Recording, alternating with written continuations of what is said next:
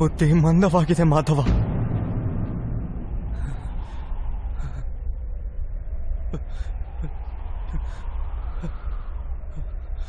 ನನ್ನ ಅಂಗಾಂಗಗಳು ಕಂಪಿಸುತ್ತಿವೆ. ನನ್ನ ಕೈಗಳಲ್ಲಿ ಶಸ್ತ್ರ ಎತ್ತಲು ಶಕ್ತಿಯೇ ಇಲ್ಲ. ನನ್ನ ಗಾಂಡಿವ ಕೈಗಳಿಂದ ಜಾರಿ ಹೋಗುತ್ತಿದೆ ಮಾಧವ.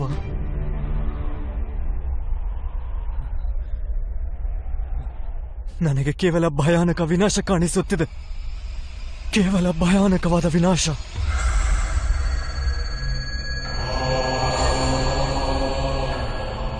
ಏಕೆ? ಯಾವ ಕಾರಣಕ್ಕಾಗಿ ಮಾಧವ? ಯಾವ ಕಾರಣಕ್ಕಾಗಿ? ಅಪಮಾನದ ನೋವೇ? ಅನ್ಯಾಯದ ಯೋಚನೆಯೇ? ಪ್ರತೀಕಾರದ ಸಂಕಲ್ಪವೇ? ಅಂತ ಯಾವುದೇ ಕಾರಣವಿಲ್ಲ ನನ್ನ ಬಳಿ. ಯಾವುದೇ ಕಾರಣವಿಲ್ಲ ಮಾಧವ. ನಾನು ಇಷ್ಟು ದೊಡ್ಡ ವಿಧ್ವಂಸವನ್ನು ಒಪ್ಪಿಕೊಳ್ಳಲು ಇಲ್ಲ ಮಾಧವ. ವಿಧ್ವಂಸವೇ ನವನಿರ್ಮಾಣಕ್ಕೆ ಕಾರಣವಾಗುವುದು ಪಾರ್ಥ.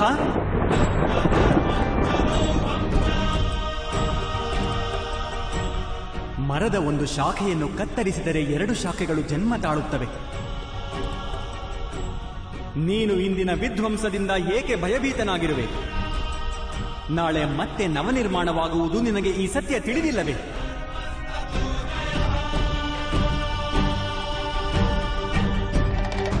ಕ್ಲೈಬ್ಯಂ ಮಾ ಅಸ್ಮಗಂ ಪಾರ್ಥ ನೈ ತತ್ವಯೂಪಪದ್ಯತೆ.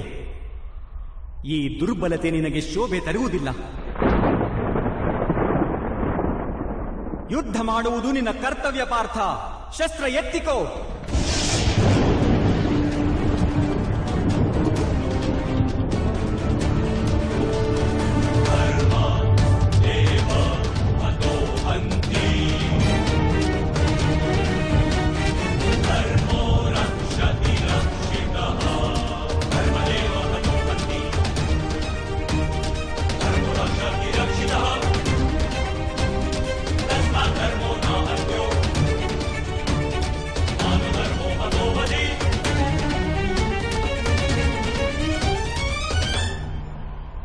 ನಾನು ಹೇಗೆ ಶಸ್ತ್ರ ಎತ್ತಲಿ ಮಾಧವ?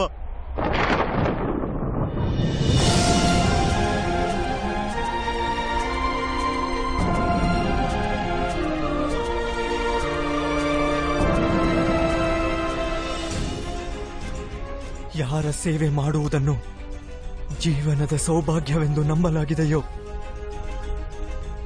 ಅಂತಹ ತಾತಾಶ್ರೀ, ಗುರು ದ್ರೋಣರು, ಮಾಮಾಶ್ರೀ ಹಾಗೂ ಜ್ಯೇಷ್ಠ ಭ್ರಾತರ ಮುಂದೆ ಶಸ್ತ್ರ ಎತ್ತುವ ಧೈರ್ಯವಿಲ್ಲ ನನ್ನೊಳಗೆ ಮಾಧವ. ಅವರ ವಧೆ ಮಾಡುವುದರಿಂದ ನನಗೆ ಸ್ವರ್ಗದ ರಾಜ್ಯವೇ ಪ್ರಾಪ್ತವಾಗುವುದಾದರೂ ಅದು ವ್ಯರ್ಥವೇ ಮಾಧವ, ವ್ಯರ್ಥವೇ.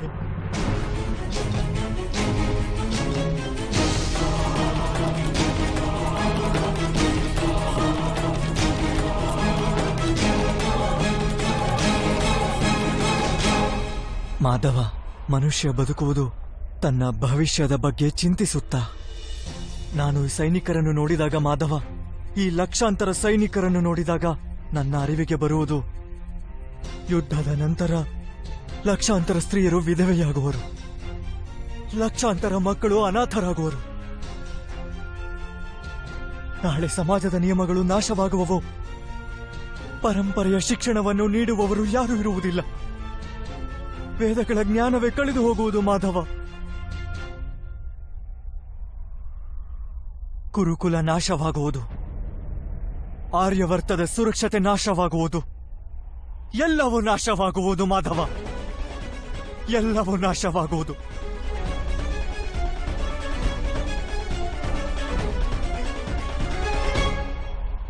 ಬುದ್ಧಿವಂತ ವ್ಯಕ್ತಿಯ ಹಾಗೆ ತರ್ಕ ಮಾಡುತ್ತಿರುವೆ ನೀನು. ಆದರೆ ವಾಸ್ತವವಾಗಿ ಮೂರ್ಖತನದ ಮಾತನಾಡುತ್ತಿರುವೆ ಪಾರ್ಥ. ಏನು ನಾಶವಾಗುವುದು? ವೃಕ್ಷದ ಕೆಲವು ಎಲೆಗಳು ಬಿದ್ದು ಹೋಗಿ ಹೊಸ ಎಲೆಗಳು ಹುಟ್ಟಬಹುದು. ಅದನ್ನು ಆನಂದ ಅಥವಾ ದುಃಖದ ಕಾರಣವೆಂದು ಹೇಳಲಾಗದು. ಎಲೆಗಳ ಹುಟ್ಟಿನ ಉದ್ದೇಶ ಹಾಗೂ ಅವುಗಳ ಜೀವನದ ಅರ್ಥ ಕೇವಲ ವೃಕ್ಷವನ್ನು ಜೀವಸಹಿತ ಇಡುವುದೇ ಆಗಿರುತ್ತದೆ. ಹಾಗೆಯೇ ಮನುಷ್ಯನ ಜನ್ಮ ಹಾಗೂ ಜೀವನದ ಕಾರಣ ವಾಸ್ತವವಾಗಿ ಸಮಾಜದ ಸುಖವೇ ಆಗಿರುತ್ತದೆ. ಸಮಾಜ ಈ ಜಗತ್ತಿಗಾಗಿ, ಈ ಇಡೀ ಜಗತ್ತು ಸೃಷ್ಟಿಗಾಗಿ ಹಾಗೂ ಈ ಸಂಪೂರ್ಣ ಸೃಷ್ಟಿಯು ಸ್ವಯಂ ಪರಮಾತ್ಮನಿಗಾಗಿ ಇರುವುದು ಪಾರ್ಥ. ಯಾರು ಈ ಸತ್ಯವನ್ನು ಅರಿಯುತ್ತಾರೋ ಅವರಿಗೆ ಧರ್ಮದ ಮಾರ್ಗ ಎಂದಿಗೂ ಸ್ಪಷ್ಟವಾಗಿ ಕಾಣಿಸುತ್ತದೆ. ಹೌದು ಪಾರ್ಥ, ಈ ಯುದ್ಧದಲ್ಲಿ ವಿಧ್ವಂಸವಾಗುವುದು ಅವಶ್ಯವಾಗಿ ಆಗುವುದು. ಆದರೆ ಇದನ್ನು ತಿಳಿದುಕೋ, ಹೊಸ ಪರಂಪರೆಗಳ ನಿರ್ಮಾಣವೂ ಸಹ ಆಗುವುದು. ಹಳೆಯ ಪರಂಪರೆಗಳು ವಿಷದಂತಾಗಿವೆ. ಸಾವಿರಾರು ವರ್ಷಗಳ ಮೊದಲು ವೇದಗಳು ಯಾವ ಧರ್ಮವನ್ನು ಸೃಷ್ಟಿಸಿದ್ದವೋ ಅದು ಈಗ ಕೇವಲ ಶಬ್ದಗಳಾಗಿ ಮಾತ್ರ ಉಳಿದಿವೆ. ಯಾವ ವರ್ಣ ವ್ಯವಸ್ಥೆ ಮನುಷ್ಯನ ಬುದ್ಧಿಯ ಮೇಲೆ ಆಧಾರವಾಗಿದ್ದಿತೋ ಅದು ಈಗ ಮನುಷ್ಯನ ಜನ್ಮದ ಮೇಲೆ ಆಧಾರಿತವಾಗಿದೆ. ಶೋಷಣೆಯ ಮಾಧ್ಯಮವಾಗಿದೆ ಪಾರ್ಥ.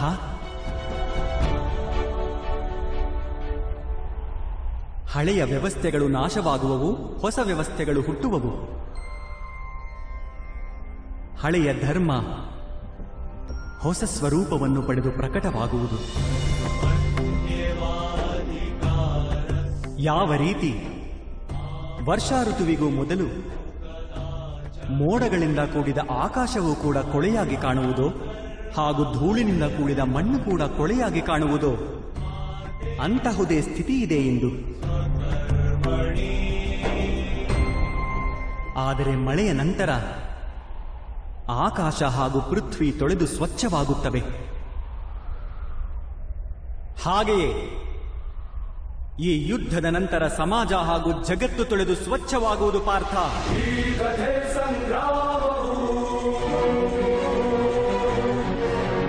ಯುದ್ಧದ ನಂತರ ಸಮಾಜ ಹಾಗೂ ಜಗತ್ತು ಸ್ವಚ್ಛವಾಗಲೇಬೇಕು. ಆದ್ದರಿಂದ ಮೋಹವನ್ನು ತ್ಯಜಿಸು ಪಾರ್ಥ. ಸಮಗ್ರ ಜಗತ್ತಿನ ಲಾಭದ ಬಗ್ಗೆ ಯೋಚನೆ ಮಾಡು. ಶಸ್ತ್ರ ಕೈಗೆತ್ತಿಕೋ ಹಾಗೂ ಯುದ್ಧ ಮಾಡು.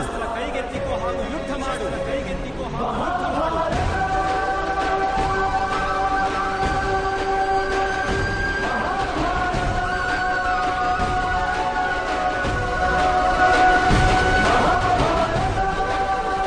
ನಾನು ನಿಮ್ಮ ಮಾತನ್ನು ಕೇಳುತ್ತಿರುವೆ ಮಾಧವ, ಆದರೆ ಅವುಗಳ ಅರ್ಥ ನನ್ನ ಹೃದಯವನ್ನು ತಲುಪುತ್ತಿಲ್ಲ. ನನ್ನ ಮನಸ್ಸು ಮೋಹದಿಂದ ತುಂಬಿಕೊಂಡಿದೆ. ಹೇಗೆ ನಾನು ಧರ್ಮದ ದರ್ಶನ ಮಾಡಲಿ? ನಾನು ಮನಸ್ಸು ನನ್ನವರಿಂದ ತುಂಬಿಕೊಂಡಿದೆ. ಯಾವ ರೀತಿಯಲ್ಲಿ ಜಗತ್ತಿನ ಬಗ್ಗೆ ಯೋಚನೆ ಮಾಡಲಿ ನಾನು? ಮಾಧವ, ನೀವು ಹೇಳಿದ್ದೀರಿ, ನೀವು ನನ್ನ ರಥವನ್ನು ಸೂಕ್ತ ದಿಕ್ಕಿನಲ್ಲಿ ಕರೆದೊಯ್ಯುವೆ ಎಂದು.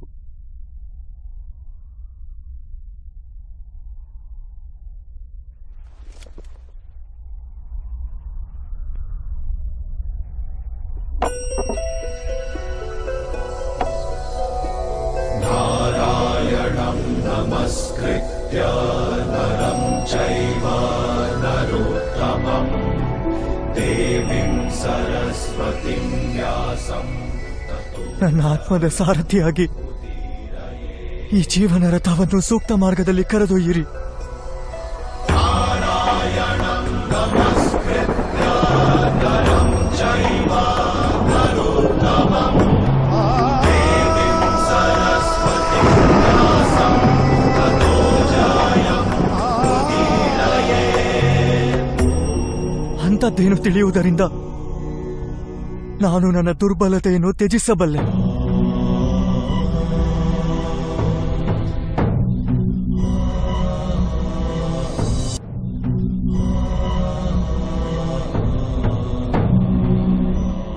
ಎದ್ದೇಳು ಪಾರ್ಥ.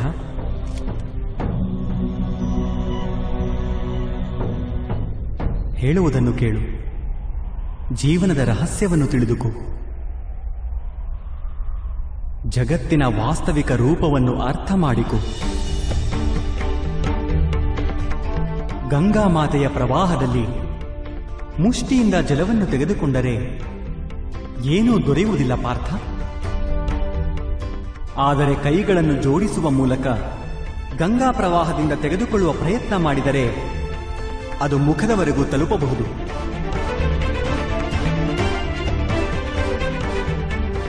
ಯೋಚಿಸಿ ನೋಡು ಪಾರ್ಥ, ಅಹಂಕಾರದ ಮುಷ್ಟಿ ಕಟ್ಟಿರುವೆಯೋ ಅಥವಾ ಸಮರ್ಪಣೆಯಿಂದ ಕೈ ಜೋಡಿಸಿರುವೆಯೋ? ಈ ಜ್ಞಾನವನ್ನು ಗ್ರಹಿಸುವ ಶಕ್ತಿ ಇದೆಯೇ ನಿನ್ನಲ್ಲಿ?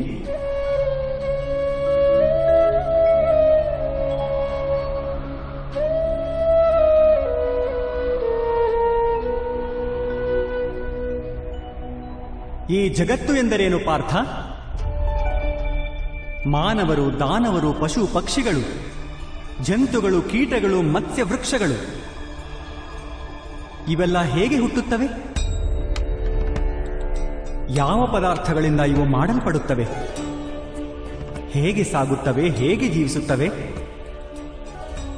ಮೃತ್ಯು ಹೇಗಾಗುತ್ತದೆ ಇವುಗಳದ್ದು? ಹಾಗೂ ಮೃತ್ಯುವಿನ ನಂತರ ಏನಾಗುತ್ತದೆ?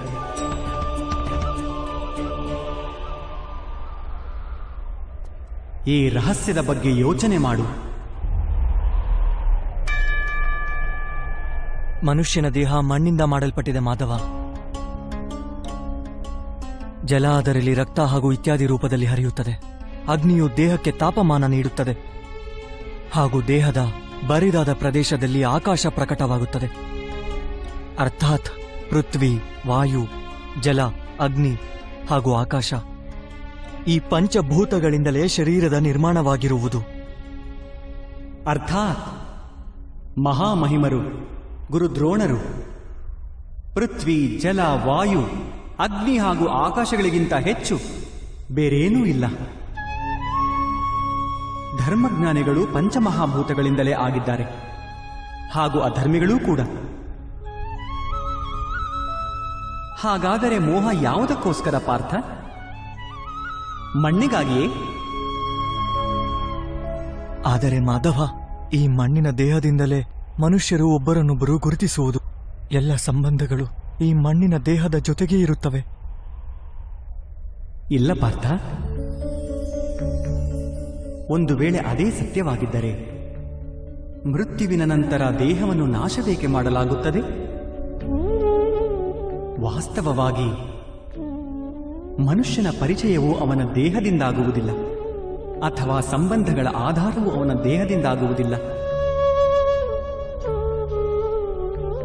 ಮನುಷ್ಯನ ಸ್ವಭಾವ, ಅವನ ವರ್ತನೆ ಹಾಗೂ ಕಾರ್ಯಗಳಿಂದ ಅವನ ಪರಿಚಯವಾಗುತ್ತದೆ. ಈ ಸ್ವಭಾವ, ವರ್ತನೆ ಹಾಗೂ ಕಾರ್ಯಗಳು ಹೇಗೆ ಆಗುತ್ತವೆ? ಅದನ್ನು ಅರ್ಥ ಮಾಡಿಕೋ ಪಾರ್ಥ. ಈ ಸ್ವಭಾವ, ವರ್ತನೆ ಹಾಗೂ ಕಾರ್ಯಗಳು ಹೇಗೆ ಆಗುತ್ತವೆ? ಅದನ್ನು ಅರ್ಥ ಮಾಡಿಕೋ ಪಾರ್ಥ. ಮನುಷ್ಯನ ಜೀವನ ಕೇವಲ 20 ಗೋಚರ ಹಾಗೂ ಅಗೋಚರ ಪದಾರ್ಥಗಳ ಸಂಯೋಜನೆಯಿಂದಾಗಿದೆ. ಆದರೂ ಕೂಡ ಪ್ರತಿಯೊಬ್ಬ ಮನುಷ್ಯನ ಸ್ವಭಾವ ಹಾಗೂ ಕಾರ್ಯಗಳು ಭಿನ್ನ ಭಿನ್ನವಾಗಿಯೇ ಕಾಣುತ್ತವೆ. ಅದಕ್ಕೆ ಕಾರಣವೇನೆಂದರೆ ಈ ಸೃಷ್ಟಿಯ 3 ಗುಣಗಳು ತಮಸ್ಸು, ರಜಸ್ಸು ಹಾಗೂ ಸತ್ವ. ಈ 3 ಗುಣಗಳ ಅರ್ಥವೇನು ಮಾಧವ? ತಮಸ್ಸಿನ ಅರ್ಥ ಅಂಧಕಾರವಾಗಿದೆ. ಒಳ್ಳೆಯದು ಕೆಟ್ಟದ್ದು ಎನ್ನುವುದನ್ನು ಯೋಚಿಸದೆ ಜೀವನ ವ್ಯಯಿಸುವುದನ್ನು ತಾಮಸಿಕ ವ್ಯವಹಾರ ಎನ್ನಲಾಗುತ್ತದೆ.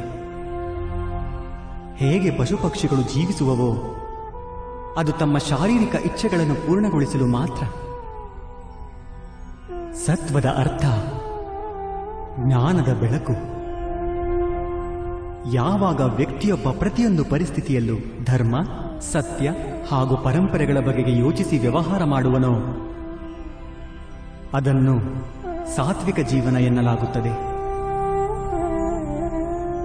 ಈ ಇಬ್ಬರ ಮಧ್ಯದಲ್ಲಿ ಒಬ್ಬ ವ್ಯಕ್ತಿ ಇರುತ್ತಾನೆ. ಅವನ ಬಳಿ ಜ್ಞಾನವಿರುತ್ತದೆ. ಆದರೆ ಶರೀರ ಹಾಗೂ ಮನಸ್ಸಿನ ಇಚ್ಛೆಗಳ ಅನುಸಾರ ಬಂಧನಕ್ಕೊಳಗಾಗಿರುತ್ತಾನೆ.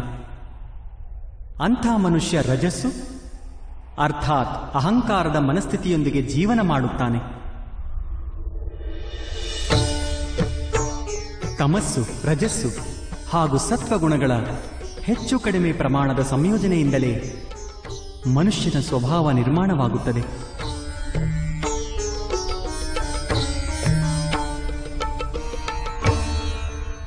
ಎದುರಿಗೆ ನೋಡು ಪಾರ್ಥ,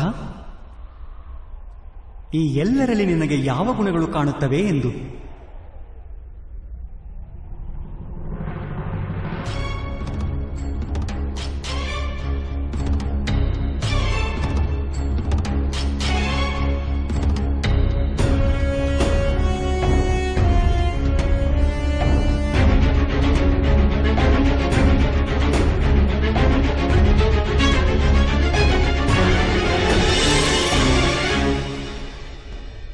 ಯುವರಾಜ ದುರ್ಯೋಧನನಿಗೆ ಧರ್ಮದ ಜ್ಞಾನವಿದೆ, ಆದರೆ ಪಾಲಿಸುವುದಿಲ್ಲ. ಅವನ ಜೀವನದ ಕೇಂದ್ರವೇ ಅಹಂಕಾರ, ಅರ್ಥಾತ್ ಅವನಲ್ಲಿ ತಮಸ್ಸು ಕಡಿಮೆ ಇದೆ, ರಜಸ್ಸು ಹೆಚ್ಚಾಗಿದೆ ಹಾಗೂ ಸತ್ವಗುಣ ಇಲ್ಲವೇ ಇಲ್ಲ.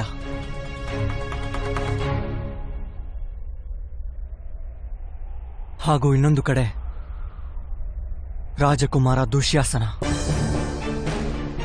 ಅವನು ಎಂದಿಗೂ ತನ್ನ ಜ್ಯೇಷ್ಠ ಭ್ರಾತನ ಆದೇಶವನ್ನು ಪಾಲಿಸಿದ್ದಾನೆ, ಯೋಚನೆ ಮಾಡದೆಯೇ. ಅರ್ಥಾತ್ ಅವನಲ್ಲಿ ಕೇವಲ ತಮಸ್ಸಿದೆ. ಮಹಾಮಹಿಮರನ್ನು ನೋಡು ಪಾರ್ಥ, ಸತ್ಯದ ಜೊತೆಗೆ ತಮಸ್ಸಿನ ಸಮ್ಮಿಲನವಿದೆ, ಅಹಂಕಾರವಿಲ್ಲ. ಆದರೆ ಪುರಾತನ ಧರ್ಮ, ಪರಂಪರೆ ಹಾಗೂ ಪ್ರತಿಜ್ಞೆಗಳ ಕಟ್ಟಳೆಯಲ್ಲಿ ಬಂಧಿಸಲ್ಪಟ್ಟಿದ್ದಾರೆ. ಅವಶ್ಯಕತೆ ಇರುವಾಗಲೂ ತಮ್ಮ ಪ್ರತಿಜ್ಞೆಯನ್ನು ಮುರಿಯುವುದಿಲ್ಲ.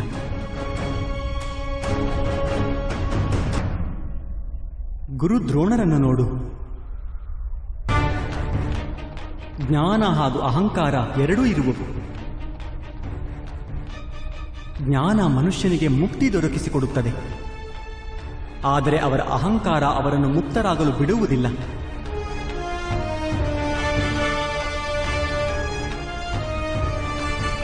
ಆದರೆ ಮಾಧವ,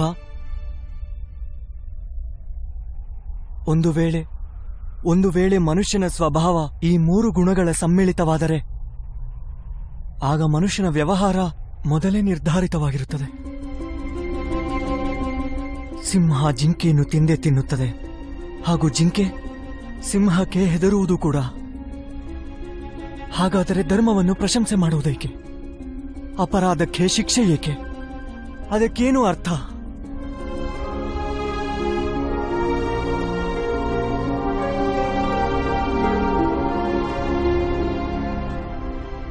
ಉತ್ತಮವಾದ ಪ್ರಶ್ನೆ ಇದು ಪಾರ್ಥ. ಆದರೆ ಮೊದಲು ಮನುಷ್ಯ ಎಂದರೇನು ಅದನ್ನು ಅರ್ಥ ಮಾಡಿಕೊ. ಮನುಷ್ಯನೆಂದರೆ ಕೇವಲ ಪಂಚ ಮಹಾಭೂತಗಳಲ್ಲ, ಪಂಚ ಪದಾರ್ಥಗಳಲ್ಲ, ಪಂಚ ಜ್ಞಾನೇಂದ್ರಿಯಗಳು, ಪಂಚ ಕರ್ಮೇಂದ್ರಿಯಗಳು ಹಾಗೂ 3 ಗುಣಗಳು, ಹೀಗೆ 23 ವಸ್ತುಗಳ ಸಮ್ಮಿಳಿತವೂ ಅಲ್ಲ. ಮನುಷ್ಯನಿಗೆ ನಡೆದಾಡುವ, ಓಡಾಡುವ, ಕಾರ್ಯ ಮಾಡುವುದಕ್ಕೆ ಶಕ್ತಿಯ ಅವಶ್ಯಕತೆ ಇರುತ್ತದೆ. ಹಾಗೂ ಶಕ್ತಿಗೆ ಚೈತನ್ಯವೆಂದೂ ಕರೆಯುತ್ತೇವೆ. ಹಾಗಾದರೆ ಮಾಧವ, ಮನುಷ್ಯನೇ ಅದರ ಚೇತನವೇ? ಇಲ್ಲ ಪಾರ್ಥ, ಮನುಷ್ಯನ ಚೈತನ್ಯದೊಂದಿಗೆ 23 ವಸ್ತುಗಳ ಸಮ್ಮಿಳಿತದ ಹೆಸರೇ ಪ್ರಕೃತಿ ಎಂದು. 24 ವಸ್ತುಗಳಿಂದ ತಯಾರಾದ ಮನುಷ್ಯ ಎಂಬ ಹೆಸರಿನ ಯಂತ್ರದಲ್ಲಿ ವಾಸವಿರುವವನೇ ಪುರುಷ, ಅರ್ಥಾತ್ ಪರಮಾತ್ಮನ ಅಂಶ. ಅವನಿಗೆ ಆತ್ಮ ಎನ್ನಲಾಗುತ್ತದೆ. ಯಾವಾಗ ಪ್ರಕೃತಿ ಹಾಗೂ ಪುರುಷನ ಸಮ್ಮಿಲನವಾಗುತ್ತದೆಯೋ, ಅರ್ಥಾತ್ ಯಾವಾಗ ಪರಮಾತ್ಮನ ಅಂಶ ಆತ್ಮರೂಪದಲ್ಲಿ ಮನುಷ್ಯನಲ್ಲಿ ವಾಸ ಮಾಡುತ್ತದೋ,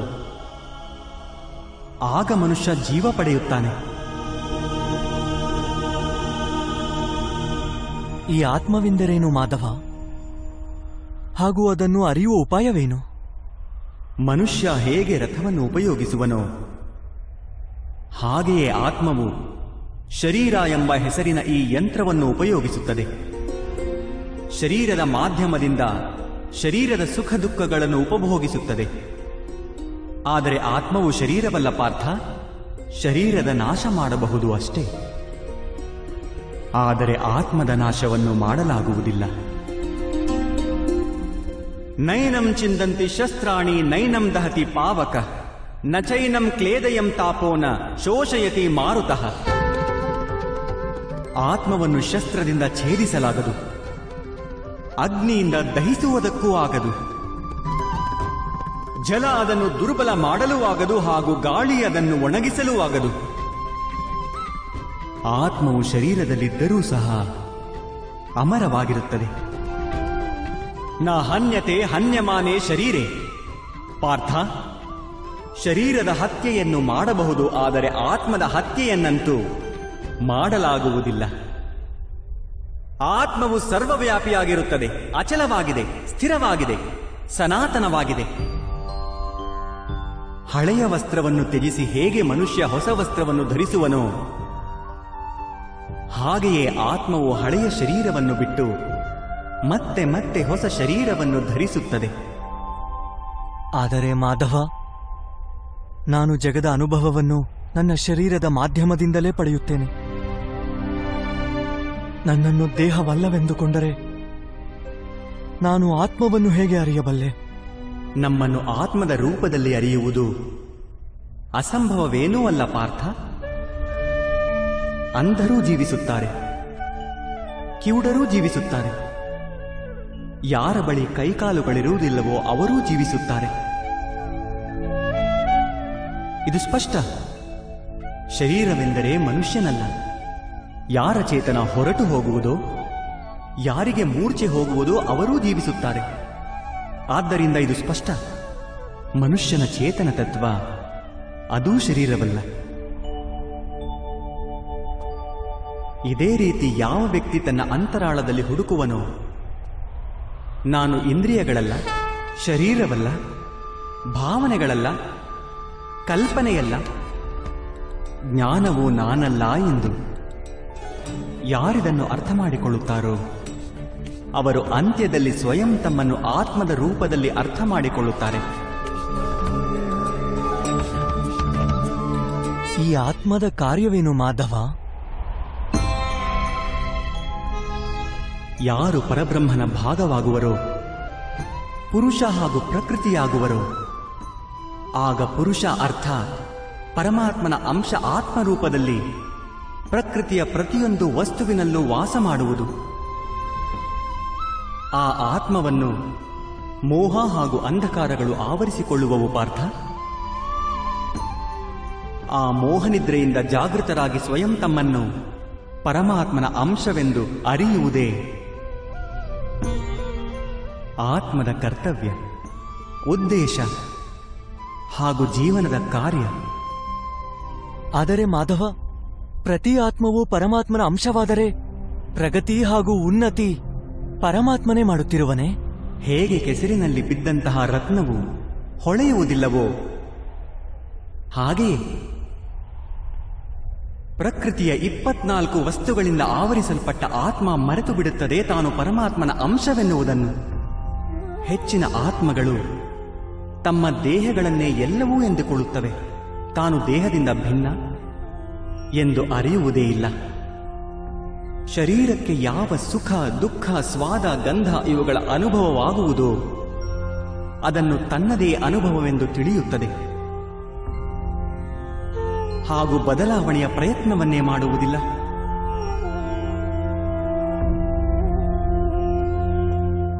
ಯಾವ ಆತ್ಮಗಳು ಬದಲಾವಣೆಯ ಪ್ರಯತ್ನವನ್ನೇ ಮಾಡುವುದಿಲ್ಲವೋ ಅವು ನಿರಂತರವಾಗಿ ಅಧರ್ಮ ಮಾಡುತ್ತಿರುತ್ತವೆ. ಅವುಗಳನ್ನು ಜಾಗೃತಗೊಳಿಸಲು ಶಿಕ್ಷೆ ನೀಡುವುದು ಅನಿವಾರ್ಯವಾಗುತ್ತದೆ.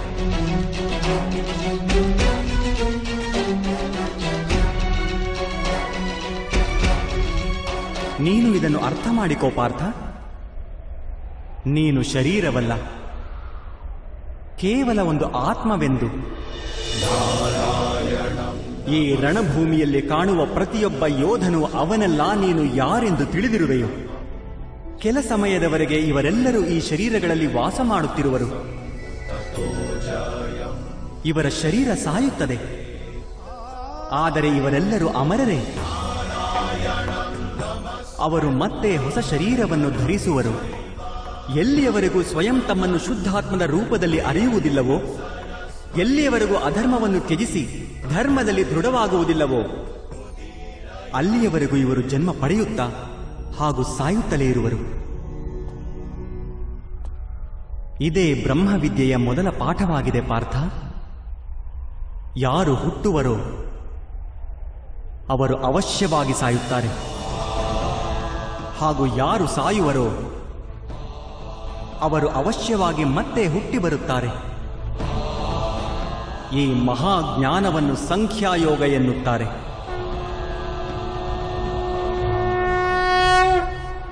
ಧರ್ಮ ಹಾಗೂ ಅಧರ್ಮ ಎಂದರೇನು ಮಾಧವ? ಯಾವ ಮಾರ್ಗದ ಮೂಲಕ ಮನುಷ್ಯ ಸ್ವಯಂ ತನ್ನನ್ನೇ ಆತ್ಮದ ರೂಪದಲ್ಲಿ ನೋಡುವನೋ, ಪರಮಾತ್ಮನ ಅಂಶವಾಗಿ ಸ್ವಯಂ ತನ್ನನ್ನೇ ತಿಳಿದುಕೊಳ್ಳುವನೋ, ಆ ಮಾರ್ಗಕ್ಕೆ ಧರ್ಮ ಎನ್ನುತ್ತಾರೆ.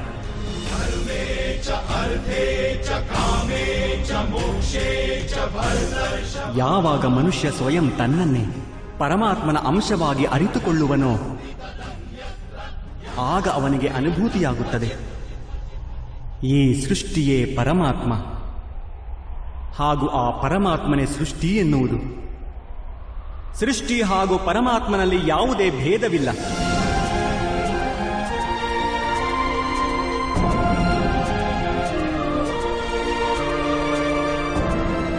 ಯಾವ ಮನುಷ್ಯ ಇದನ್ನು ಅರಿಯುವನೋ ಅವನು ಇತರ ಮನುಷ್ಯರು ಹಾಗೂ ಪ್ರಾಣಿಗಳ ವಿಷಯದಲ್ಲಿ ನಿರ್ದಯಿ ಹಾಗೂ ಕಠೋರವಾಗಿರುವುದಿಲ್ಲ. ಅವನಿಗೆ ತಿಳಿಯುತ್ತದೆ, ನಾಲಿಗೆ ಕತ್ತರಿಸಿದರೆ ನೋವು ಕೇವಲ ನಾಲಿಗೆಗೆ ಆಗುವುದಿಲ್ಲ, ಅದರ ಅನುಭೂತಿ ಸಮಗ್ರ ಶರೀರಕ್ಕೆ ಎಂದು. ಹಾಗೆಯೇ ಒಬ್ಬ ಮನುಷ್ಯನಿಗೆ ನೋವಾದರೆ ಸಮಗ್ರ ಜಗತ್ತೇ ಆ ನೋವನ್ನು ಅನುಭವಿಸುತ್ತದೆ. ಎಲ್ಲಿಯವರೆಗೂ ಈ ಜಗತ್ತಿನಲ್ಲಿ ಒಬ್ಬ ಮನುಷ್ಯನಿಗೂ ನೋವಾಗುತ್ತಿದ್ದರೆ ಅಲ್ಲಿಯವರೆಗೂ ವಾಸ್ತವವಾಗಿ ಯಾರ ಸುಖವೂ ಸಂಪೂರ್ಣವಾಗುವುದಿಲ್ಲ.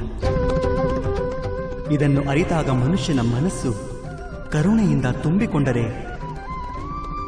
ಅದನ್ನು ಧರ್ಮ ಎನ್ನುತ್ತಾರೆ.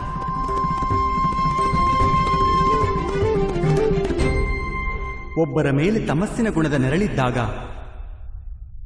ಆಗ ಅವನು ಬೇರೆಯವರ ವಿಷಯದಲ್ಲಿ ಕಠೋರ, ನಿರ್ದಯಿ ಹಾಗೂ ಸ್ವಾರ್ಥಿಯಾಗುತ್ತಾನೆ. ತಾನು ಬಯಸಿದ ಸುಖಕ್ಕಾಗಿ ಬೇರೆಯವರಿಗೆ ದುಃಖ ನೀಡುತ್ತಾನೆ. ಪರಮಾತ್ಮನೆಡೆಗೆ ಹೋಗಲಾಗುವುದಿಲ್ಲ ಅವನು. ಅರ್ಥಾತ್ ಅಧರ್ಮ ಪರಮಾತ್ಮನಿಂದ ದೂರ ಕರೆದೊಯ್ಯುವ ಮಾರ್ಗದ ಹೆಸರಾಗಿದೆ. ಅರ್ಥಾತ್ ಅಧರ್ಮವೆಂದರೆ ಅಜ್ಞಾನದ ಇನ್ನೊಂದು ಹೆಸರೆಂದಾಯಿತು. ಹಾಗಾದರೆ ಅಜ್ಞಾನಿಗಾಗಿ ದಯೆ ಇರಬೇಕಾಗಿರುವುದು ಅವಶ್ಯವಲ್ಲವೇ? ಶಿಕ್ಷೆಗೆ ಏನು ಅರ್ಥ?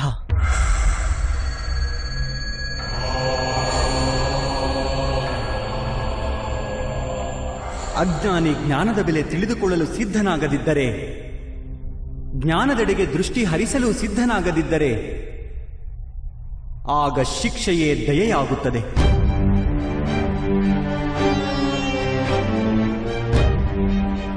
ಅವರಿಗಾಗಿಯೂ ಹಾಗೂ ಬೇರೆಯವರಿಗಾಗಿಯೂ. ಸೃಷ್ಟಿಯ ನಡೆ ಎಂದಿಗೂ ಪರಮಾತ್ಮನೆಡೆಗೇ ಇರಬೇಕು, ಅದು ಅನಿವಾರ್ಯ. ಆದರೆ ಆಗಾಗ ಎಂಥ ಸ್ಥಿತಿ ಉದ್ಭವವಾಗುತ್ತದೆ ಎಂದರೆ ಅಜ್ಞಾನ, ಮೋಹ ಹಾಗೂ ಅಧರ್ಮ ಹೆಚ್ಚಾಗುತ್ತವೆ. ಜಗತ್ತಿನಿಂದ ಧರ್ಮ ಲುಪ್ತವಾಗುವ ಭಯ ಉದ್ಭವವಾಗುತ್ತದೆ. ಜಗತ್ತಿನಿಂದ ಯಾವಾಗ ಧರ್ಮ ಲುಪ್ತವಾಗುವುದೋ ಕರುಣೆಯು ನಾಶವಾಗುತ್ತದೆ ಹಾಗೂ ಸತ್ಯವೂ ನಾಶವಾಗುತ್ತದೆ. ಮುಂಬರುವ ಪೀಳಿಗೆಗೆ ಧರ್ಮ ಪ್ರಾಪ್ತವಾಗಬೇಕು. ಅದಕ್ಕಾಗಿ ಇಂದು ಅಧರ್ಮೀಯರ ನಾಶ ಮಾಡಿ ಧರ್ಮವನ್ನು ಪುನಃಸ್ಥಾಪನೆ ಮಾಡುವುದು ಅನಿವಾರ್ಯವಾಗಿದೆ.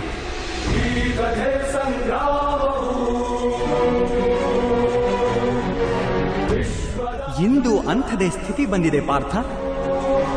ಹಾಗೂ ಧರ್ಮ ಸ್ಥಾಪನೆಯ ಕರ್ತವ್ಯ ನಿನ್ನದು. ಆದ್ದರಿಂದ ದುರ್ಬಲತೆಯನ್ನು ತ್ಯಜಿಸು ಹಾಗೂ ಈ ಯುದ್ಧಕ್ಕೆ ಸಿದ್ಧನಾಗು. ಹಾಗೂ ಈ ಯುದ್ಧಕ್ಕೆ ಸಿದ್ಧನಾಗು. ಹಾಗೂ ಈ ಯುದ್ಧಕ್ಕೆ ಸಿದ್ಧನಾಗು.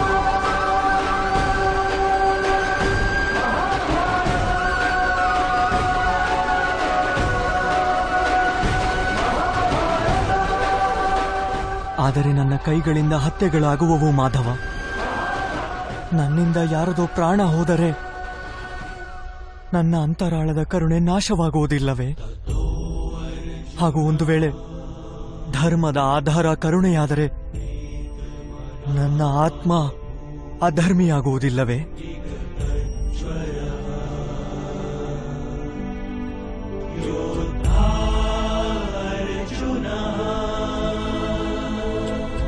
ಕರ್ಮದ ಬಂಧನ ಅವಶ್ಯವಾಗಿ ನಿರ್ಮಾಣವಾಗುತ್ತದೆ,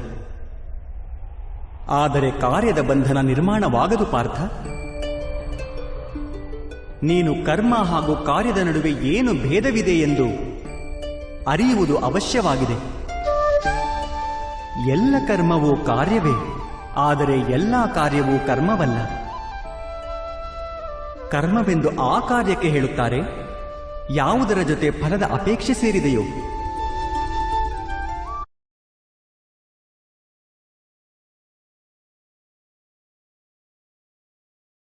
ಮನುಷ್ಯ ಯಾವಾಗ ಸುಖ, ಸಂಪತ್ತು, ಪ್ರಶಂಸೆಯ ಅಪೇಕ್ಷೆಯೊಂದಿಗೆ ಯಾವುದಾದರೂ ಕಾರ್ಯ ಮಾಡಿದರೆ ಅವನು ಆ ಕಾರ್ಯದ ಫಲದ ಬಂಧನಕ್ಕೊಳಗಾಗುತ್ತಾನೆ. ಯಾವಾಗ ಒಂದು ಕರ್ಮವನ್ನು ಯಾವುದೇ ಅಪೇಕ್ಷೆಯೊಂದಿಗೆ ಮಾಡಿದರೆ ಅದನ್ನು ಸಕಾಮ ಕರ್ಮಯೋಗ ಎನ್ನುತ್ತಾರೆ. ಹಾಗೂ ಯಾವಾಗ ಒಂದು ಕರ್ಮವನ್ನು ಯಾವುದೇ ಫಲಾಪೇಕ್ಷೆ ಇಲ್ಲದೆ ಮಾಡಿದರೆ ಅದನ್ನು ನಿಷ್ಕಾಮ ಕರ್ಮಯೋಗ ಎನ್ನುತ್ತಾರೆ. ಇದೇ ಕಾರಣಕ್ಕೆ ಅವನು ಮತ್ತೆ ಮತ್ತೆ ಹುಟ್ಟಬೇಕಾಗುತ್ತದೆ. ಮನುಷ್ಯನನ್ನು ಯಾವುದೇ ಕರ್ಮ ಬಂಧನಕ್ಕೊಳಪಡಿಸುವುದಿಲ್ಲ. ಕರ್ಮದೊಂದಿಗೆ ಇರುವ ಅಪೇಕ್ಷೆಗಳು ಬಂಧನಕ್ಕೊಳಪಡಿಸುತ್ತವೆ. ಅದು ಹೇಗೆ ಮಾಧವ? ಒಂದು ವೇಳೆ ನಿನಗೆ ಈ ಯುದ್ಧದಲ್ಲಿ ವಿಜಯಶಾಲಿಯಾಗುವ ಅಪೇಕ್ಷೆ ಇದ್ದರೆ ಆಗ ಪರಾಜಯವಾದಲ್ಲಿ ನಿನಗೆ ತೀವ್ರ ದುಃಖವಾಗುವುದು. ಹಾಗೂ ಆ ದುಃಖ ನಿನ್ನಿಂದ ಬೇರೇನೋ ಕಾರ್ಯ ಮಾಡಿಸುವುದು. ಅದಕ್ಕಾಗಿ ನಿನಗೆ ಮತ್ತೊಂದು ಜನ್ಮ ಪಡೆಯಬೇಕಾಗುವುದು. ಹಾಗೂ ಒಂದು ವೇಳೆ ನೀನು ವಿಜಯಶಾಲಿಯಾದರೆ ನಿನ್ನ ಅಹಂಕಾರ ಹೆಚ್ಚಾಗುವುದು.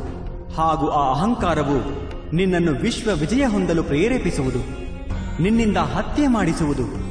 ಹಾಗೂ ಅದರ ಪಾಪ ನಿನ್ನನ್ನು ಕಟ್ಟಿಹಾಕುವುದು. ಯೋಚಿಸಿ ನೋಡು, ಒಂದು ವೇಳೆ ನಿನಗೆ ಈ ಯುದ್ಧದಲ್ಲಿ ವಿಜಯದ ಮೋಹ, ಪರಾಜಯದ ಭಯ ಇಲ್ಲದಿದ್ದರೆ ಯುದ್ಧದ ಅಂತ್ಯದಲ್ಲಿ ನಿನಗೆ ಸುಖ ಪ್ರಾಪ್ತವಾಗುವುದೋ ಅಥವಾ ದುಃಖವೋ? ಸುಖವೂ ಆಗುವುದಿಲ್ಲ, ದುಃಖವೂ ಆಗುವುದಿಲ್ಲ. ಅರ್ಥಾತ್ ನಿನ್ನ ಸುಖ ದುಃಖ, ಹತಾಶೆ ನಿರಾಶೆ ಅಹಂಕಾರ ಯುದ್ಧದಿಂದಾಗಿ ಅಲ್ಲ. ಯುದ್ಧದಿಂದ ನೀನೆಂತಹ ಅಪೇಕ್ಷೆಗಳನ್ನು ಇಟ್ಟುಕೊಂಡಿರುವೆಯೋ ಅವುಗಳ ಕಾರಣದಿಂದಾಗಿ. ಇದು ಸತ್ಯವಲ್ಲವೇ ಪಾರ್ಥ?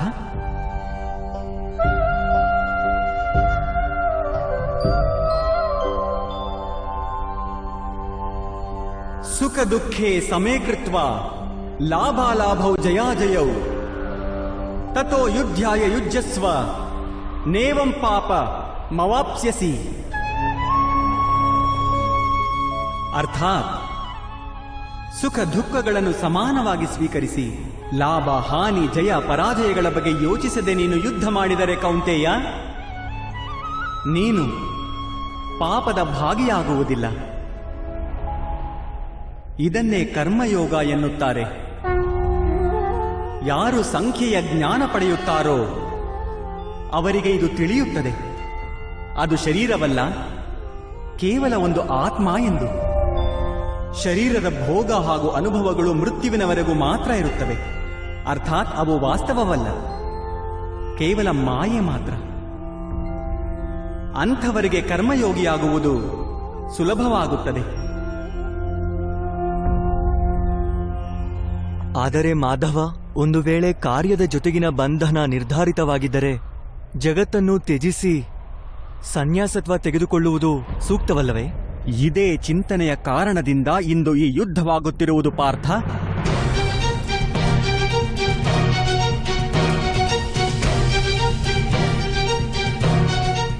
ಯೋಚಿಸಿ ನೋಡು, ಯಾವಾಗ ಸತ್ವಗುಣದಿಂದ ತುಂಬಿದ ಧರ್ಮವನ್ನು ಅರಿತವರು ಕರ್ಮವನ್ನು ತ್ಯಜಿಸುವರೋ ಆಗ ಅಧರ್ಮದಿಂದ ತುಂಬಿದವರೇ ಜಗತ್ತನ್ನು ಮುನ್ನಡೆಸುತ್ತಾರೆ.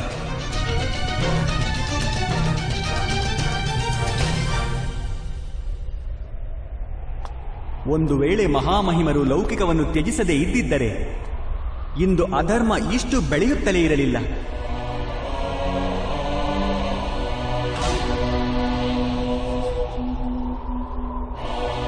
ಹಾಗೂ ನಿನ್ನ ಪಿತಾ ಸನ್ಯಾಸ ಸ್ವೀಕರಿಸದಿದ್ದರೆ ಇಂದು ಭ್ರಾತ ಯುಧಿಷ್ಠಿರ ಸುಖವಾಗಿ ರಾಜ್ಯವಾಳುತ್ತಿದ್ದರು.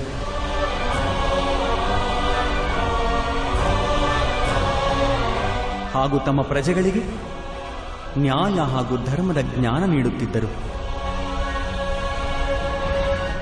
ಆದರೆ ದುಃಖದ ವಿಷಯವೇನೆಂದರೆ ಪಾರ್ಥ, ಸತ್ವಗುಣದಿಂದ ತುಂಬಿದ ಮನುಷ್ಯರೇ ಜಗತ್ತಿಗೆ ಲಾಭ ಮಾಡಿಕೊಡಬಲ್ಲರು. ಅಂಥವರೇ ಸನ್ಯಾಸದ ಬಗ್ಗೆ ಯೋಚನೆ ಮಾಡುತ್ತಾರೆ. ಹೇಗೆ ಜಲ ಆವಿಯಾಗಿ ಹಾರಿ ಹೋಗುತ್ತದೆಯೋ ಹಾಗೂ ತ್ಯಾಜ್ಯ ಅಲ್ಲೇ ಬಿದ್ದಿರುತ್ತದೆಯೋ ಹಾಗೆಯೇ ಸತ್ವಗುಣದಿಂದ ತುಂಬಿದ ಸಜ್ಜನರು ಜಗತ್ತನ್ನು ತ್ಯಜಿಸಿ ಬಿಡುತ್ತಾರೆ. ಹಾಗೂ ತಮಸ್ಸಿನಿಂದ ಕೂಡಿದ ಅಧರ್ಮಿಗಳು ಜಗತ್ತಿನಲ್ಲಿ ಕಾರ್ಯ ಮಾಡುತ್ತಾರೆ. ಇದೇ ಕಾರಣದಿಂದ ಜಗತ್ತಿನಲ್ಲಿ ಪಾಪ ಹಾಗೂ ಅಧರ್ಮ ಹೆಚ್ಚಾಗುತ್ತದೆ.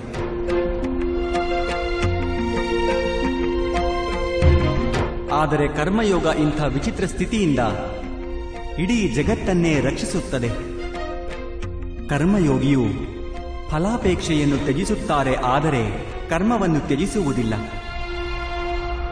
ಅಂಥವರು ಇದೇ ಜಗತ್ತಿನಲ್ಲಿರುತ್ತಾರೆ. ಸನ್ಯಾಸಿಗಳ ಹಾಗೆ ಎಲ್ಲ ಕೆಲಸಗಳನ್ನೂ ಮಾಡುತ್ತಾರೆ, ಆದರೆ ಅದರಲ್ಲಿ ಮುಳುಗಿ ಹೋಗುವುದಿಲ್ಲ. ಕರ್ಮಯೋಗಿ ತನ್ನ ಸಂತಾನಗಳಿಂದ, ಸ್ವಜನರಿಂದ, ತನ್ನ ಪ್ರಜೆಗಳಿಂದ ಯಾವುದೇ ಅಪೇಕ್ಷೆ ಆಸೆಗಳನ್ನು ಇಟ್ಟುಕೊಳ್ಳುವುದಿಲ್ಲ. ಸ್ವಯಂ ಅಂಥವರಿಗೆ ಸನ್ಯಾಸದ ಲಾಭವಾಗುತ್ತದೆ, ಆದರೆ ಜಗತ್ತಿಗೆ ಲೌಕಿಕವಾದ ಲಾಭವನ್ನು ಮಾಡಿಕೊಡುತ್ತಾರೆ. ಮನುಷ್ಯ ತನ್ನ ಸಂತಾನಗಳ ಸುಖಕ್ಕಾಗಿ ಶ್ರಮ ಪಡುತ್ತಾನೆ ಮಾಧವ. ಹಾಗಾಗಿ ಸುಖದ ಅಪೇಕ್ಷೆ ನೀಕಿಟ್ಟುಕೊಳ್ಳಬಾರದು. ಮನುಷ್ಯ ತನ್ನ ಸಂತಾನಗಳಿಗಾಗಿ ಏನೇ ಮಾಡಿದರೂ ಅದು ವ್ಯಾಪಾರವೋ ಪ್ರೇಮವೋ ಪಾರ್ಥ? ಪ್ರೇಮವೇ ಮಾಧವ. ಹಾಗಾದರೆ ತನ್ನ ಕಾರ್ಯಕ್ಕೆ ಪ್ರತಿಫಲದ ಅಪೇಕ್ಷೆ ಏಕೆ ಪಾರ್ಥ? ಭವಿಷ್ಯದ ಲಾಭವನ್ನು ವ್ಯಾಪಾರದಲ್ಲಿ ನೋಡಲಾಗುತ್ತದೆ, ಪ್ರೇಮದಲ್ಲಲ್ಲ. ಯಾವ ಮನುಷ್ಯ ತನ್ನ ಸಂತಾನಗಳ ಚಾರಿತ್ರ್ಯವನ್ನು ಸೂಕ್ತ ರೂಪದಲ್ಲಿ ಮಾಡುವನೋ, ಸಂತಾನಗಳಿಗೆ ಪ್ರೇಮ ಹಾಗೂ ಧರ್ಮದ ಸಂಸ್ಕಾರ ನೀಡುವನೋ, ಅವನ ಸಂತಾನಗಳು ಆ ಮನುಷ್ಯನಿಗೆ ಪ್ರೇಮ ಸುರಕ್ಷತೆಯನ್ನು ಅವಶ್ಯವಾಗಿ ನೀಡುತ್ತಾರೆ. ಸಂತಾನಗಳ ಕರ್ಮ, ಸ್ವಜನರ ಕರ್ಮ ಅದು ಅವರ ವ್ಯವಹಾರ ಪಾರ್ಥ. ಹಾಗೂ ಎಲ್ಲಿ ಅವರ ಕರ್ಮದ ಮೇಲೆ ನಮಗೆ ಅಧಿಕಾರವಿರುವುದಿಲ್ಲವೋ ಅವರಿಂದ ಆಶಯ ಅಪೇಕ್ಷೆಗಳನ್ನು ಇಟ್ಟುಕೊಳ್ಳುವುದರಿಂದ ಏನು ಪ್ರಯೋಜನ? ಆಳವಾದ ಚಿಂತನೆ ಮಾಡಿದರೆ ಪಾರ್ಥ, ಶೀಘ್ರವೇ ನಿನಗೆ ತಿಳಿಯುತ್ತದೆ. ಜೀವನದಲ್ಲಿ ಆಸೆ ಹಾಗೂ ಅಪೇಕ್ಷೆಗಳನ್ನು ಬಯಸುವುದು ಅತೀ ಅನಿವಾರ್ಯ ಎನ್ನುವಂತಹ ಯಾವುದೇ ಕಾರ್ಯವಿಲ್ಲ. ಯಾವಾಗ ಸೃಷ್ಟಿಯೇ ಪರಮಾತ್ಮನೋ ಹಾಗೂ ಮನುಷ್ಯ ಸ್ವಯಂ ಪರಮಾತ್ಮನ ಅಂಶವಾಗಿರುವನೋ ಎಲ್ಲ ಕಾರ್ಯಗಳನ್ನು ಪರಮಾತ್ಮನೇ ಮಾಡುತ್ತಾನೆ. ಮನುಷ್ಯನು ಸ್ವಯಂ ಏನನ್ನೂ ಮಾಡುವುದಿಲ್ಲ. ಇದೇ ಕರ್ಮಯೋಗದ ಮೂಲ ಸಿದ್ಧಾಂತವೋ ಪಾರ್ಥ.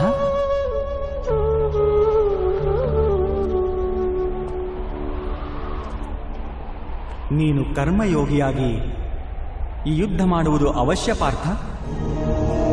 ತ್ರೈಗುಣ್ಯ ವಿಷಯ ವೇದ ನಿಸ್ತ್ರೈಗುಣ್ಯೋ ಭವ ಅರ್ಜುನ. ನಿರ್ದ್ವಂದ್ವೋ ನಿತ್ಯ ಸತ್ಪಸ್ಥೋ ನಿರ್ಯೋಗಕ್ಷೇಮ ಆತ್ಮವಾನ್. ಮೂರು ಗುಣಗಳನ್ನು ತ್ಯಾಗ ಮಾಡಿ ನಿರ್ಗುಣನಾಗು ಪಾರ್ಥ. ಈ ದ್ವಂದ್ವದಿಂದ ಮುಕ್ತನಾಗು.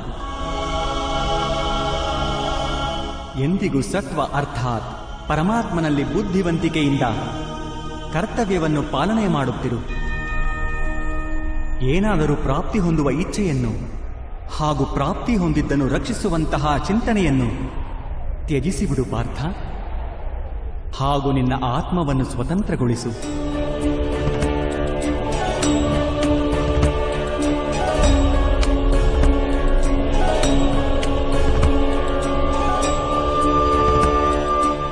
ಸ್ಮರಣೆ ಇರಲಿ ಪಾರ್ಥ, ಕರ್ಮಣ್ಯೇವಾಧಿಕಾರಸ್ತೆ ಮಾ ಫಲೇಷು ಕದಾಚನ ಮಾ ಕರ್ಮಫಲ ಹೇತುರ್ಭು ಮಾತೆ ಸಂಗೋಸ್ತ್ವ ಕರ್ಮಣಿ. ನಿನ್ನ ಅಧಿಕಾರ ಕೇವಲ ಕರ್ಮ ಮಾಡಲು ಮಾತ್ರ. ಫಲವು ಭಗವಂತನ ಕೈಯಲ್ಲಿರುವುದು. ಕರ್ಮದಿಂದ ಓಡಿ ಹೋಗುವುದೂ ಸೂಕ್ತವಲ್ಲ, ಹಾಗೂ ಕರ್ಮಫಲದ ಅಪೇಕ್ಷೆ ಇಟ್ಟುಕೊಳ್ಳುವುದೂ ಸೂಕ್ತವಲ್ಲ.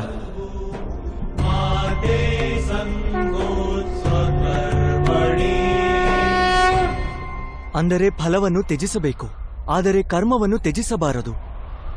ಅಂತಹ ಕರ್ಮಯೋಗಿಯನ್ನು ಗುರುತಿಸುವುದು ಹೇಗೆ ಮಾಧವ? ವಿಷಯ ವಿನಿವರ್ತಂತೆ ನಿರಹಾರಸ್ಯ ದೇಹಿನಃ ರಸವರ್ಜಂ ರಸೋಪ್ಯಸ್ಯ ಪರಂ ದೃಷ್ಟ್ಯಾ ನಿವರ್ತತೆ. ಹೌದು ಪಾರ್ಥ, ಯಾರು ಸ್ವಾರ್ಥದಿಂದ ಬಿಡಿಸಿಕೊಳ್ಳಲು ಭೋಜನವನ್ನೇ ತ್ಯಜಿಸಿಬಿಡುತ್ತಾರೋ ಅವರ ಮನಸ್ಸಿನಿಂದ ಸ್ವಾರ್ಥದ ಆಸೆ ಎಂದೂ ಹೋಗುವುದೇ ಇಲ್ಲ. ಅವರಿಗೆ ಉಭಯ ಹಾನಿ ಆಗುತ್ತದೆ. ಒಂದು, ಅವರು ದುರ್ಬಲರಾಗುತ್ತಾರೆ. ಪರಮಾತ್ಮನನ್ನು ಪ್ರಾಪ್ತಿ ಮಾಡಿಕೊಳ್ಳಲು ಯಾವ ಪ್ರಯತ್ನ ಅನಿವಾರ್ಯವೋ ಅದನ್ನು ಅವರು ಮಾಡಲಾಗುವುದಿಲ್ಲ. ಎರಡನೆಯದು, ಎಂದಿಗೂ ಅವನ ಮನಸ್ಸು ಸ್ವಾರ್ಥದ ದುರಾಸೆಯಿಂದ ತುಂಬಿಕೊಂಡಿರುತ್ತದೆ. ಭೋಜನವನ್ನು ತ್ಯಜಿಸುವುದಕ್ಕಿಂತ ಉತ್ತಮವಾದದ್ದು ಸ್ವಾರ್ಥವೆಂಬ ದುರಾಸೆಯನ್ನೇ ತ್ಯಜಿಸುವುದಾಗಿದೆ. ಕರ್ಮಯೋಗಿ ತನ್ನ ಮನಸ್ಸಿನ ಎಲ್ಲ ದುರಾಸೆಗಳನ್ನು ಸೆಳೆದುಕೊಂಡು ಬಿಡುತ್ತಾನೆ. ಜೀವನವನ್ನು ಕರ್ತವ್ಯವೆಂದು ತಿಳಿದು ಕಾರ್ಯವನ್ನು ಮಾಡುತ್ತಾನೆ. ಕಾರ್ಯಗಳೊಂದಿಗೆ ಬಂಧನಕ್ಕೊಳಗಾಗುವುದಿಲ್ಲ. ಹಾಗೂ ಪಾರ್ಥ, ಯಾವ ವ್ಯಕ್ತಿ ಕಾರ್ಯಗಳಿಂದ ಆಸೆ ಅಪೇಕ್ಷೆಗಳನ್ನು ಇಟ್ಟುಕೊಳ್ಳುವುದಿಲ್ಲವೋ ಅಂಥವರ ಕಾರ್ಯವೇ ಪೂರ್ಣವಾಗುವುದು. ಒಂದು ಅಸಫಲತೆಯಿಂದ ದುಃಖಗೊಂಡ ಯಾರ ಮನಸ್ಸು ಓಲಾಡುವುದಿಲ್ಲವೋ, ಒಂದು ಸಫಲತೆಯಿಂದ ಆನಂದದಿಂದ ಯಾರು ತನ್ನನ್ನು ತಾನು ಸರ್ವಶ್ರೇಷ್ಠ ಎಂದುಕೊಳ್ಳುವುದಿಲ್ಲವೋ ಅಂತಹ ವ್ಯಕ್ತಿಯನ್ನೇ ಕರ್ಮಯೋಗಿ ಎನ್ನುವುದು. ಅಂತಹ ವ್ಯಕ್ತಿ ಜೀವನದಲ್ಲಿ ಮತ್ತೆ ಮತ್ತೆ ಸಫಲನಾಗುತ್ತಾನೆ.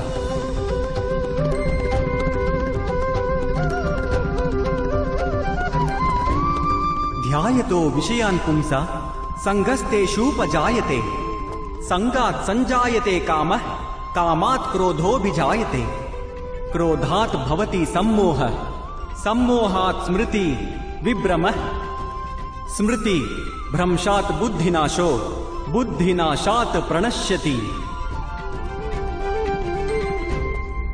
ಅಪೇಕ್ಷೆಯಿಂದ ಬಯಕೆ ಪ್ರಕಟವಾಗುತ್ತದೆ, ಹಾಗೂ ಬಯಕೆಯ ಸ್ವಭಾವವೇ ಅಸಂತುಷ್ಟವಾಗಿರುವುದು. ಅಸಂತೋಷದಿಂದ ಕ್ರೋಧ ಉತ್ಪನ್ನವಾಗುವುದು, ಹಾಗೂ ಕ್ರೋಧದಿಂದ ಮೋಹ ಹುಟ್ಟುವುದು. ತಿಳಿದುಕೊಳ್ಳುತ್ತಾನೆ. ಮೋಹದಿಂದಾಗಿ ವ್ಯಕ್ತಿಯು ಆಚಾರ ಹಾಗೂ ವ್ಯವಹಾರಗಳ ಜ್ಞಾನವನ್ನೇ ಮರೆತು ಬಿಡುತ್ತಾನೆ. ಜ್ಞಾನ ಕಳೆದುಕೊಳ್ಳುವುದರಿಂದ ಬುದ್ಧಿ ಕಳೆದುಕೊಳ್ಳುತ್ತಾನೆ. ಅನುಚಿತವಾದ ಕಾರ್ಯಗಳು ಆಗತೊಡಗುತ್ತವೆ, ಹಾಗೂ ಸಮಾಜವು ಅಂಥ ವ್ಯಕ್ತಿಯ ಶತ್ರುವಾಗಿ ಬಿಡುತ್ತದೆ. ಹಾಗೂ ಅಂತ್ಯದಲ್ಲಿ ಅಂಥ ಮನುಷ್ಯನ ಸಂಪೂರ್ಣ ಪತನವಾಗಿ ಬಿಡುತ್ತದೆ.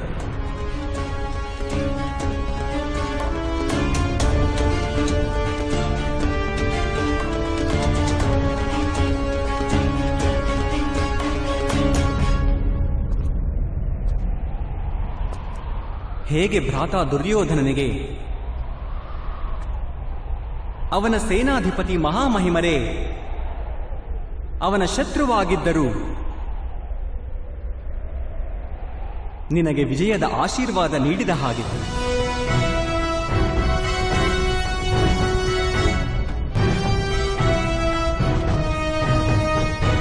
ಪಾರ್ಥ, ಕರ್ಮಯೋಗ ಬ್ರಹ್ಮವಿದ್ಯೆಯ ಎರಡನೆಯ ಚರಣವಿದ್ದಂತೆ. ಪರಮಾತ್ಮನಲ್ಲಿ ನಿನ್ನ ಬುದ್ಧಿಯನ್ನು ಸ್ಥಿರವಾಗಿಸು. ಸ್ವಯಂ ನಿನ್ನನ್ನೇ ಆತ್ಮವೆಂದು ತಿಳಿ. ಮಿಥ್ಯ ಬಂಧನಗಳಿಂದ ಮುಕ್ತನಾಗು. ಹಾಗೂ ಫಲಾಪೇಕ್ಷೆಗಳನ್ನು ತ್ಯಾಗ ಮಾಡಿ ಕೇವಲ ಕರ್ಮ ಮಾಡುತ್ತಿರು.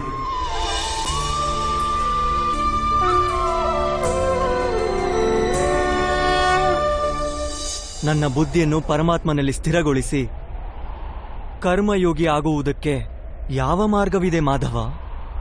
ಪಾರ್ಥ, ಸಾಂಖ್ಯಯೋಗದ ಕಾರಣ ಮನುಷ್ಯ ಪರಮಾತ್ಮನನ್ನು ನಿರಂತರವಾಗಿ ನೆನೆಯುತ್ತಾ ಇರುತ್ತಾನೆ. ಪರಮಾತ್ಮನ ಸ್ಮರಣೆ ಮಾಡುವುದರಿಂದ ಮನುಷ್ಯನ ಹೃದಯದಲ್ಲಿ ಸಮರ್ಪಣೆಯ ಭಾವ ಉತ್ಪನ್ನವಾಗುತ್ತದೆ. ಹಾಗೂ ಆ ಭಾವವನ್ನು ಭಕ್ತಿ ಎನ್ನುತ್ತಾರೆ. ಭಕ್ತಿಯಿಂದ ಮನುಷ್ಯನಿಗೆ ಸತ್ಯ ಅಸತ್ಯಗಳ ಜ್ಞಾನ ಪ್ರಾಪ್ತಿಯಾಗುತ್ತದೆ.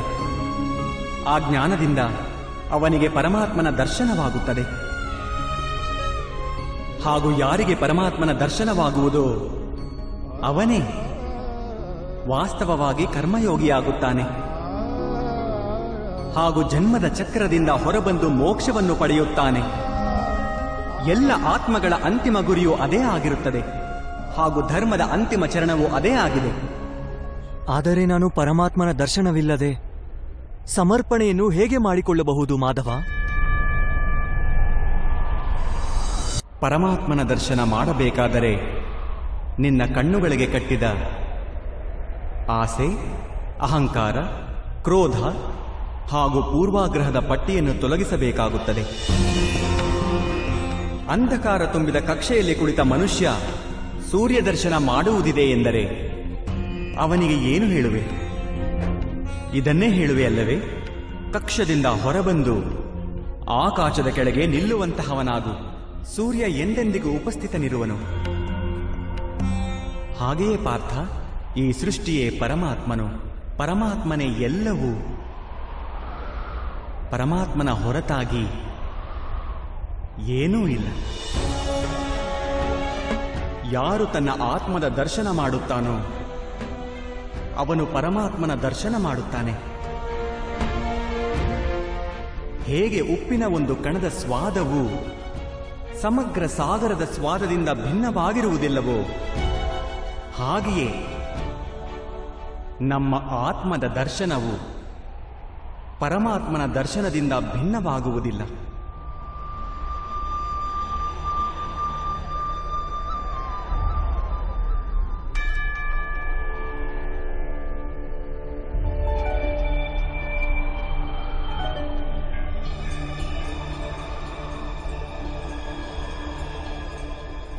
ಅರ್ಥಾತ್ ಮಾಧವ, ನೀನೇ ಪರಮಾತ್ಮನೇ?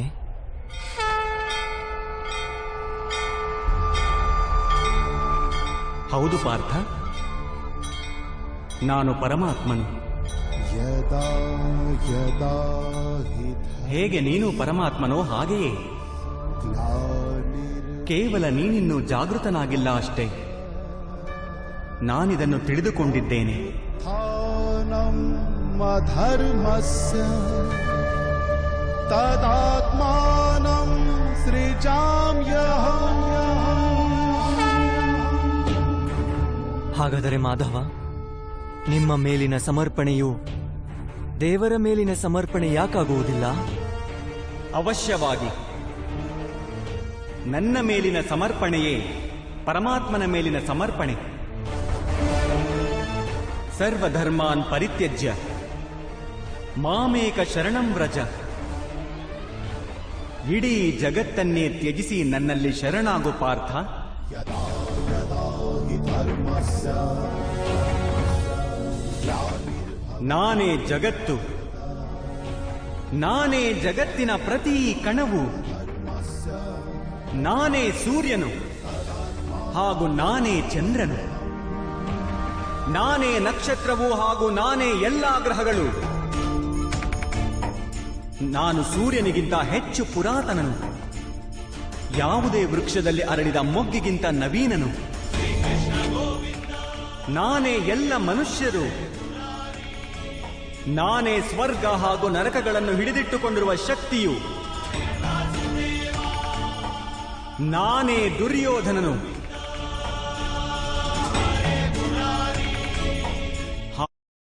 ಹಾಗೂ ನಾನೇ ಅರ್ಜುನನೂ ಆಗಿದ್ದೇನೆ.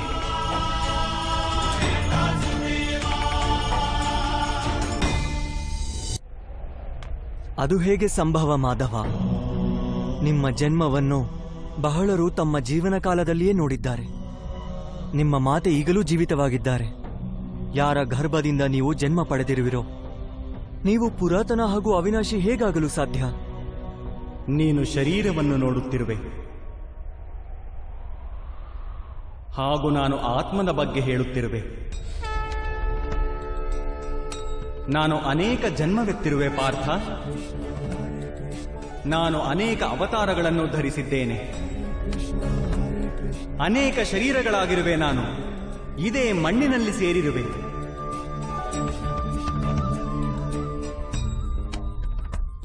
ನಾನು ಮುಂದೆಯೂ ಮತ್ತೆ ಮತ್ತೆ ಜನ್ಮ ತಾಳುತ್ತೇನೆ.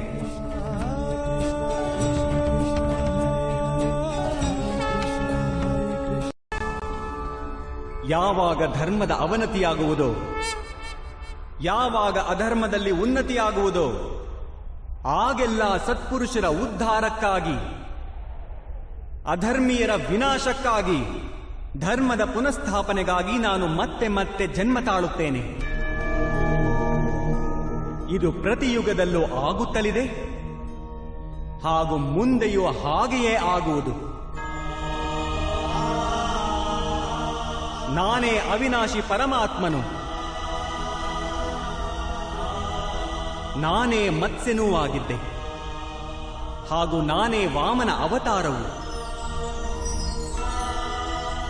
ನಾನೇ ಪರಶುರಾಮನು, ಹಾಗೂ ನಾನೇ ರಾಮಚಂದ್ರನೂ ಆಗಿದ್ದೆ.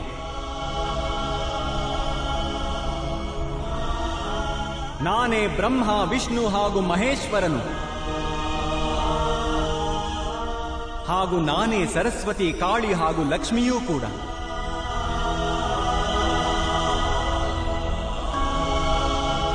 ನಾನು ಪುರುಷನೂ ಅಲ್ಲ, ಸ್ತ್ರೀಯೂ ಅಲ್ಲ, ಹಾಗೂ ನಪುಂಸಕನೂ ಅಲ್ಲ. ನಾನು ಶರೀರವೂ ಅಲ್ಲ, ಶರೀರದ ಅಂಗವೂ ಅಲ್ಲ. ನಾನೇ ಜ್ಞಾನವು, ನಾನೇ ಸೃಷ್ಟಿಯೂ, ಚೈತನ್ಯವೂ ಹೌದು, ಹಾಗೂ ಪರಬ್ರಹ್ಮನೂ ಹೌದು. ನಾನೇ ಎಲ್ಲವೂ ಆಗಿರುವೆ, ಹಾಗೂ ನಾನು ಏನೂ ಅಲ್ಲ. ಹೀಗೆಯೇ ಪ್ರತಿಯುಗದಲ್ಲಿಯೂ ಆಗಿದೆ, ಹಾಗೂ ಮುಂದೆಯೂ ಹೀಗೆಯೇ ಆಗುತ್ತಲಿರುತ್ತದೆ.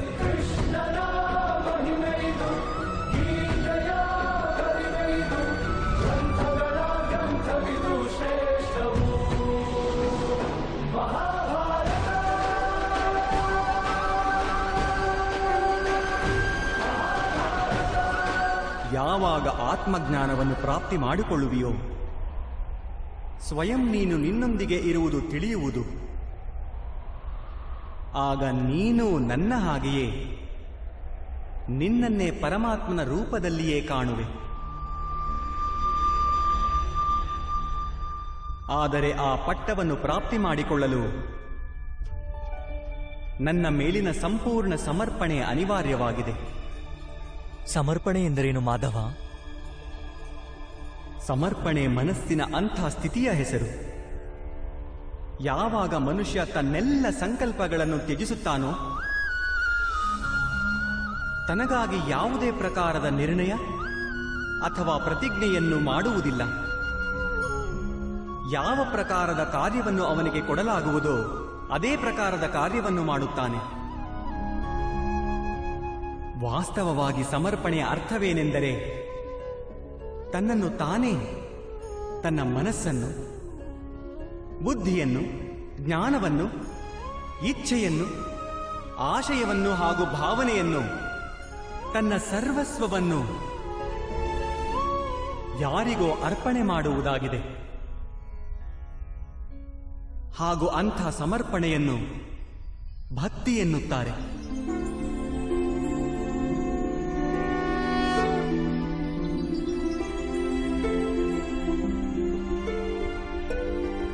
ಪತ್ನಿಯ ಸಮರ್ಪಣೆ ಪತಿಗಾಗಿ ಇರುತ್ತದೆ.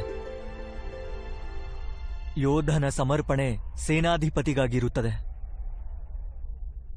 ಒಬ್ಬ ಶಿಷ್ಯನ ಹೃದಯದಲ್ಲಿ ಗುರು ಭಕ್ತಿ ಇರುತ್ತದೆ. ಇವೆಲ್ಲ ಭಕ್ತಿಗಳು ಒಂದೇ ಸಮವೇ? ಇವರೆಲ್ಲರಿಗೂ ದೇವರು ಪ್ರಾಪ್ತವಾಗುವನೇ? ಇಲ್ಲ ಪಾರ್ಥ, ಮನುಷ್ಯ ಯಾರಿಗಾಗಿ ಸಮರ್ಪಿತನಾಗಿರುವನೋ ಅವನ ಸ್ವರೂಪವಾಗಿಯೇ ಕಾಣತೊಡಗುತ್ತಾನೆ. ಅವನ ಮನಸ್ಸಿನಲ್ಲಿ ಯಾವುದೇ ಸಂದೇಹ, ಯಾವುದೇ ಪ್ರಶ್ನೆ ಜನ್ಮ ತಾಳುವುದಿಲ್ಲ.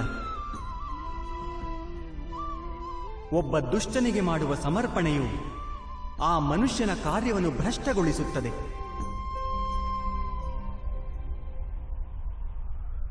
ಅಂಗರಾಜಕರ್ಣನು ಧರ್ಮವನ್ನು ತಿಳಿದಿದ್ದರೂ ಕೂಡ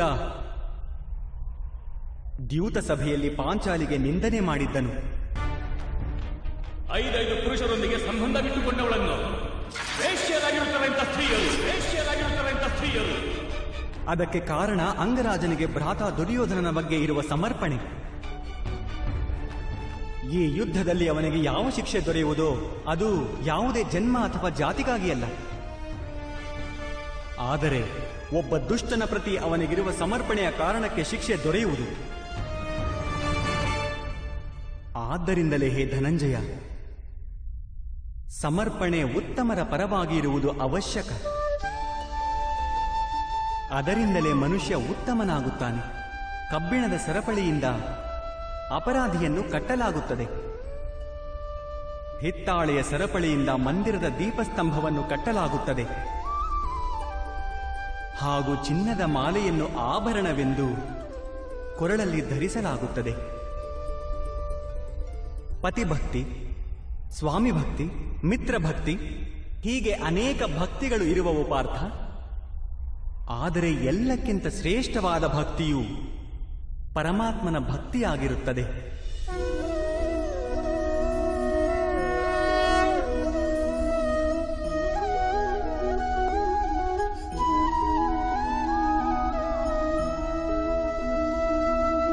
ಪರಮಾತ್ಮನ ಭಕ್ತಿಗೆ ಸಾಂಖ್ಯ ಅಥವಾ ಕರ್ಮಯೋಗದೊಂದಿಗೆ ಏನು ಸಂಬಂಧವಿದೆ? ಸಾಂಖ್ಯ ಯೋಗದಿಂದ ಮನುಷ್ಯ ತನ್ನನ್ನು ಆತ್ಮಸ್ವರೂಪಿಯಾಗಿ ತಿಳಿದುಕೊಳ್ಳುತ್ತಾನೆ. ಕರ್ಮಯೋಗದಿಂದ ಅವನು ಜೀವನದ ಬಂಧನದಿಂದ ಕಳಚಿಕೊಳ್ಳುತ್ತಾನೆ. ಹಾಗೆಯೂ ಭಕ್ತಿಯ ಕಾರಣದಿಂದ ಮನುಷ್ಯನಿಗೆ ಪರಮಾತ್ಮನ ವಾಸ್ತವಿಕ ರೂಪದ ಜ್ಞಾನ ದೊರೆಯುತ್ತದೆ. ಪರಮಾತ್ಮನ ಜ್ಞಾನದಿಂದ ಮನುಷ್ಯನು ಜನ್ಮ ಮರಣದ ಚಕ್ರಗಳಿಂದ ಕಳಚಿಕೊಂಡು ಸಚ್ಚಿದಾನಂದ ಸ್ವರೂಪವನ್ನು ಪ್ರಾಪ್ತಿ ಹೊಂದುತ್ತಾನೆ. ಪರಮಾತ್ಮನಲ್ಲಿ ಒಂದಾಗಿ ಸ್ವಯಂ ಪರಮಾತ್ಮನಾಗುತ್ತಾನೆ. ಹೇಗೆ ನೀರಿನ ಚಿಕ್ಕ ಹನಿಯೂ ಕೂಡ ಸಾಗರವನ್ನು ಸೇರಿದಾಗ ಸ್ವಯಂ ಸಾಗರವೇ ಆಗುವುದೋ ಹಾಗೆ. ಅರ್ಥಾತ್ ಈ ಶರೀರಕ್ಕೆ ಯಾವುದೇ ಮಹತ್ವವೇ ಇಲ್ಲವೇ ಮಾಧವ? ಅವಶ್ಯವಾಗಿ ಮಹತ್ವವಿದೆ ಪಾರ್ಥ. ಶರೀರದ ಮಾಧ್ಯಮದಿಂದಲೇ ಮನುಷ್ಯನಿಗೆ ಪರಮಾತ್ಮನ ಸಾಕ್ಷಾತ್ಕಾರವಾಗುತ್ತದೆ. ಮೃತ್ಯು ಹಾಗೂ ಹೊಸ ಜನ್ಮದ ಮಧ್ಯದ ಸಮಯದಲ್ಲಿ ಆತ್ಮಜ್ಞಾನದಲ್ಲಿ ವೃದ್ಧಿಯಾಗಲಾರದು. ಈ ಜನ್ಮದಲ್ಲಿ ದೊರೆತ ಅನುಭವ, ಜ್ಞಾನ, ಚಿಂತನೆ ಹಾಗೂ ಅಭ್ಯಾಸವನ್ನು ತೆಗೆದುಕೊಂಡೇ ಆತ್ಮವು ಹೊಸ ಶರೀರವನ್ನು ಪಡೆಯುತ್ತದೆ. ಆತ್ಮದ ಪ್ರಗತಿ ಹಾಗೂ ಅಧೋಗತಿ ಶರೀರದಲ್ಲಿದ್ದರೆ ಮಾತ್ರ ಸಂಭವವಾಗುವುದು.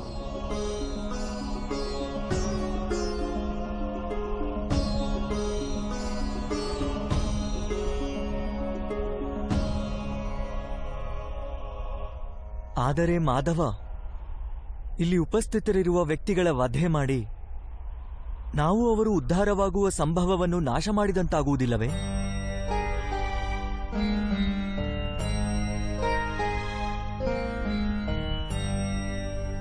ನಿನ್ನ ಶತ್ರುಗಳು ಧರ್ಮದ ಮಿತಿಯನ್ನು ಮೀರಿಬಿಟ್ಟಿರುವರು ಪಾರ್ಥ.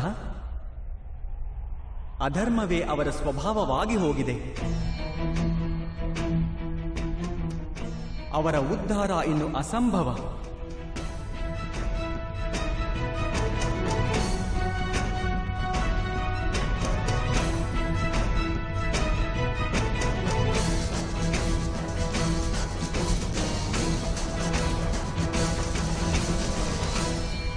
ಅಪರಾಧಿಗೆ ಒಂದು ಮಿತಿಯವರೆಗೆ ಮಾತ್ರ ಉದ್ಧಾರದ ಅವಕಾಶವನ್ನು ಕೊಡಬಹುದು. ನಾನು ಶಿಶುಪಾಲನ 99 ಅಪರಾಧಗಳನ್ನು ಕ್ಷಮಿಸಿದ್ದೆ. ಆದರೆ 100 ಅಪರಾಧಗಳ ನಂತರ ಅವನಿಗೆ ಶಿಕ್ಷೆ ಕೊಡುವುದು ಅವಶ್ಯವಾಗಿತ್ತು. ಅಪರಾಧಿಗೆ ಒಂದು ವೇಳೆ ಅಪರಾಧ ಮಾಡಲು ಬಿಟ್ಟರೆ ಅವನು ಹೆಚ್ಚು ಹೆಚ್ಚು ಪತನಗೊಳ್ಳುತ್ತಾ ಹೋಗುತ್ತಾನೆ.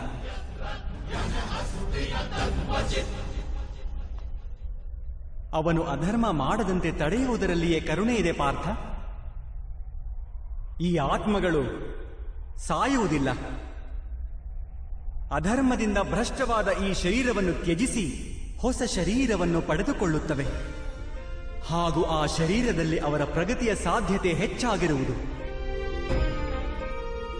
ಈ ಚಿಂತನೆಯಿಂದ ನೀನು ಯುದ್ಧ ಮಾಡಿದರೆ ಅದೇ ಯೋಗ್ಯವಾದುದು. ಮನುಷ್ಯನ ಶರೀರ ಅವನ ಸಂಪತ್ತೂ ಹೌದು ಹಾಗೂ ಮಿತಿಯೂ ಹೌದು.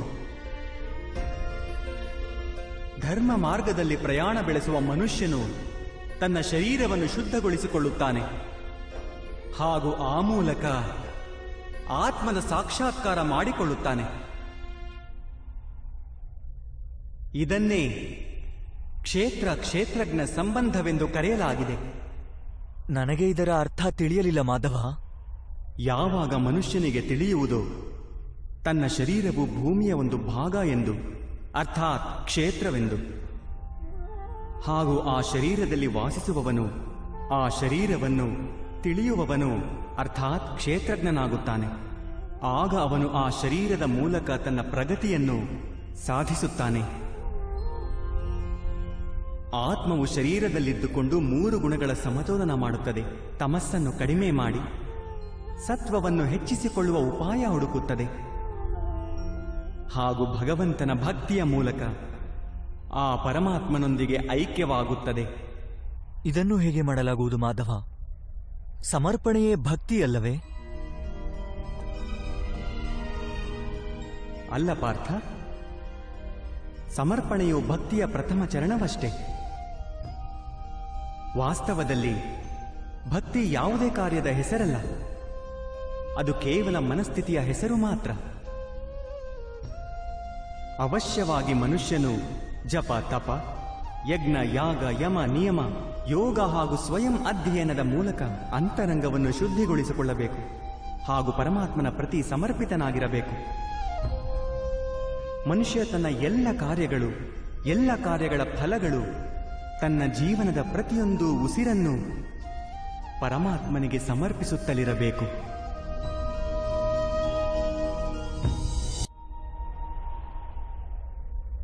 ಭಕ್ತಿ ಕೇವಲ ಮನದ ಸ್ಥಿತಿಯಾದರೆ ಜಪ, ತಪ ಇತ್ಯಾದಿಗಳ ಮಹತ್ವವೇನಿದೆ ಮಾಧವ? ಹೇಗೆ ಇಂದು ಶುದ್ಧ ಮಾಡಿದ ಪಾತ್ರೆಯು ನಾಳೆ ಮತ್ತೆ ಕೊಳೆಯಾಗುವುದೋ ಹಾಗೆಯೇ ಮನುಷ್ಯನ ಮನಸ್ಸು ಮತ್ತೆ ಮತ್ತೆ ಪರಮಾತ್ಮನಿಂದ ದೂರವಾಗುತ್ತದೆ. ಆದ್ದರಿಂದಲೇ ಅವಶ್ಯವಾಗಿ ಜಪ, ತಪ, ಸ್ವಯಂ ಅಧ್ಯಯನ ಇತ್ಯಾದಿಗಳ ಮೂಲಕ ತನಗೆ ತಾನೇ ಇದನ್ನು ನೆನಪಿಸಿಕೊಳ್ಳುತ್ತಿರಬೇಕು. ತನ್ನ ಜೀವನ ಪರಮಾತ್ಮನಿಗೆ ಸಮರ್ಪಿತವಾಗಿದೆ ಎನ್ನುವುದು. ಯಾವ ತಟದಲ್ಲಿ ಮುಳುಗೇಳಬೇಕೋ ಅದಕ್ಕೆ ಮಹತ್ವವಿಲ್ಲ, ಮಹತ್ವವಿರುವುದು ಮುಳುಗೇಳುವುದಕ್ಕೆ. ಭಕ್ತಿಯೋಗಕ್ಕೆ ಒಂದೇ ಸಾರವಿದೆ ಪಾರ್ಥ. ಮನುಷ್ಯ ತನ್ನ ಜೀವನವನ್ನು ಪರಮಾತ್ಮನಿಗೆ ಅರ್ಪಣೆ ಮಾಡಿ ಪರಮಾತ್ಮನ ಭಕ್ತಿಯಲ್ಲಿರುವುದು ಹಾಗೂ ಸತ್ವಗುಣದಿಂದ ಕೂಡಿದ ಸಂಪತ್ತನ್ನು ಸುರಕ್ಷಿತವಾಗಿ ಇಟ್ಟುಕೊಳ್ಳುವುದು. ಸತ್ವಗುಣ, ಸಂಪತ್ತು ಎಂದು ಯಾವುದಕ್ಕೆ ಹೇಳುತ್ತಾರೆ ಮಾಧವ? ಅಹಿಂಸಾ, ಸತ್ಯಂ, ಕ್ರೋಧ, ತ್ಯಾಗ, ಶಾಂತಿರ ಪೈಶುನಂ, ದಯಾಭೂತೇಶ್ವ ಲೋಲುಪ್ತ್ವಂ, ಮಾರ್ದವಂ ಹ್ರೀರ ಚಾಪಲಂ, ತೇಜಃ ಕ್ಷಮಾ ಧೃತಿ, ಶೌಚಮದ್ರೋಹೋ ನಾತಿ ಮಾನಿತ, ಭವಂತಿ ಸಂಪದಂ ದೈವೀಂ ಅಭಿಜಾತಸ್ಯ ಭಾರತ. ಯಾವುದೇ ಕಾರಣವಿಲ್ಲದೆ ಸ್ವಾರ್ಥಕ್ಕಾಗಿ ಹಿಂಸೆ ಮಾಡುವುದು ಅಧರ್ಮವಾಗುವುದು ಪಾರ್ಥ. ವಾಸ್ತವವಾಗಿ ಅಹಿಂಸೆಯೇ ಪರಮಧರ್ಮ ಹಾಗೂ ಅದರೊಂದಿಗೆ ಸತ್ಯ, ಕ್ರೋಧ ಮಾಡದೇ ಇರುವುದು ತ್ಯಾಗ, ಮನದ ಶಾಂತಿ, ನಿಂದನೆ ಮಾಡದೇ ಇರುವುದು ದಯಾಭಾವ, ಸುಖದೆಡೆಗೆ ಆಕರ್ಷಿತನಾಗದೇ ಇರುವುದು, ಯಾವುದೇ ಕಾರಣವಿಲ್ಲದೆ ಯಾವುದೇ ಕಾರ್ಯ ಮಾಡದೇ ಇರುವುದು ವೇಗ, ಕ್ಷಮೆ, ತಾಳ್ಮೆ, ಈ ಶರೀರದ ಶುದ್ಧತೆ, ಧರ್ಮದ್ರೋಹ ಮಾಡದೇ ಇರುವುದು ಹಾಗೂ ಅಹಂಕಾರ ಮಾಡದೇ ಇರುವುದು, ಇವೆಲ್ಲ ಗುಣಗಳನ್ನು ಸತ್ವಗುಣ ಸಂಪತ್ತು ಅಥವಾ ದೈವಿ ಸಂಪತ್ತು ಎನ್ನಲಾಗುವುದು. ಇವುಗಳಿಂದಾಗಿಯೇ ಮನುಷ್ಯ ಪರಮಾತ್ಮನ ಅರ್ಥಾತ್ ನನ್ನ ಭಕ್ತಿ ಮಾಡುತ್ತಾನೆ. ಜೀವನದ ಕರ್ತವ್ಯಗಳ ಪಾಲನೆ ಮಾಡುತ್ತಾ ಧರ್ಮದ ಸ್ಥಾಪನೆ ಮಾಡುತ್ತಾನೆ ಹಾಗೂ ಕರ್ಮಫಲದ ಅಪೇಕ್ಷೆಯನ್ನು ತ್ಯಜಿಸಿ ಜೀವನ ಮಾಡುತ್ತಾನೆ. ಅಂಥವರಿಗೆ ನಾನು ನಿಸ್ಸಂದೇಹವಾಗಿ ಈ ಜನ್ಮದಲ್ಲಿ ಸಂತೋಷ ನೀಡುತ್ತೇನೆ ಹಾಗೂ ಮೃತ್ಯುವಿನ ನಂತರ ನನ್ನ ಅಂತರಂಗದಲ್ಲಿ ಸ್ಥಾನ ನೀಡುತ್ತೇನೆ.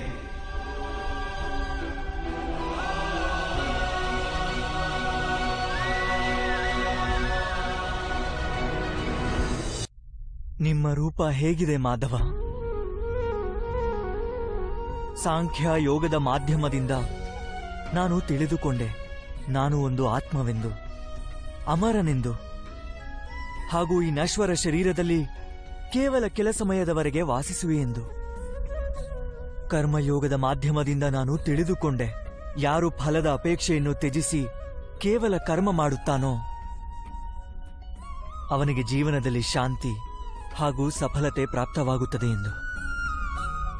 ಭಕ್ತಿ ಯೋಗದ ಮಾಧ್ಯಮದಿಂದ ನಾನು ನಿಮ್ಮ ಪ್ರತಿ ಸಮರ್ಪಣೆಯ ಮಹತ್ವ ತಿಳಿದುಕೊಂಡೆ.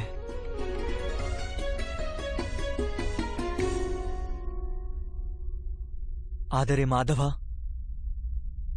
ನೀವು ಹೇಳಿದ್ದಿರಿ ಇಲ್ಲಿ ಎಲ್ಲೆಲ್ಲೂ ಮನುಷ್ಯನಲ್ಲ ಕೇವಲ ಪರಮಾತ್ಮನಿರುವನೆಂದು.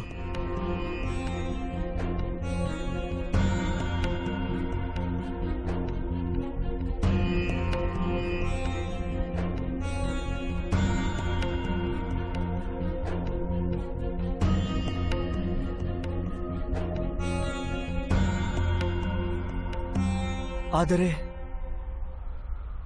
ಈಗಲೂ ನನಗೆ ಇಲ್ಲಿ ಕೇವಲ ಮನುಷ್ಯರು ಕಾಣುತ್ತಿರುವರು, ಕೇವಲ ಮನುಷ್ಯರು ಮಾಧವ.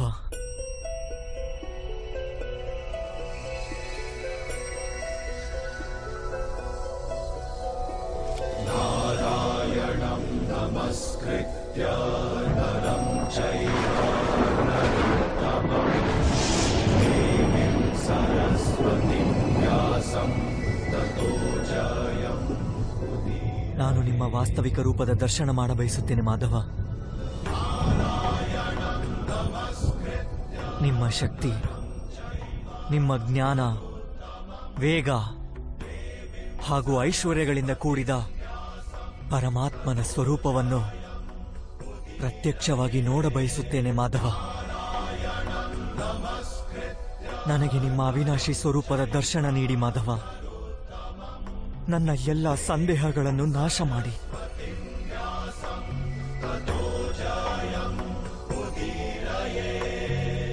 ನನಗೆ ದರ್ಶನ ಕರುಣಿಸಿ ಮಾಧವ.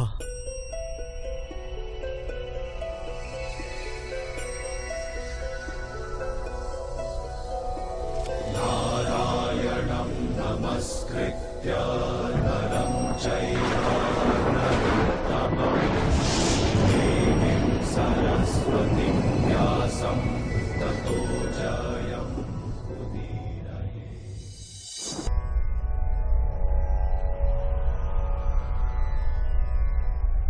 ನೋಡು ಪಾರ್ಥ,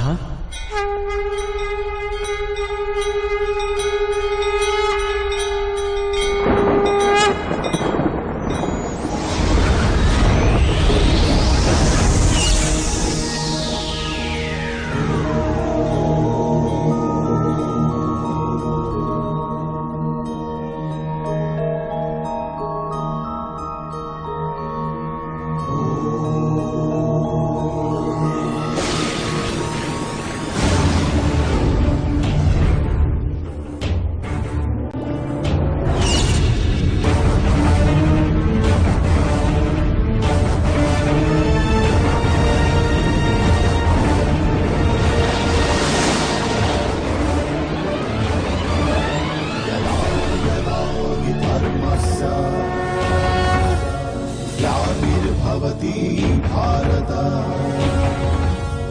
अभ्युत्थानमधर्मस्य तदात्मानं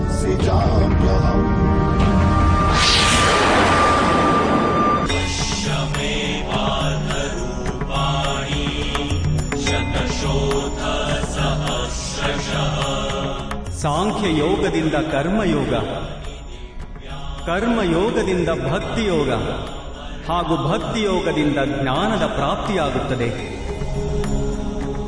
ನನ್ನ ವಿಶ್ವರೂಪ ದರ್ಶನವನ್ನು ಮಾಡುವುದೇ ವಾಸ್ತವಿಕವಾದ ಜ್ಞಾನವು ಅರ್ಜುನ.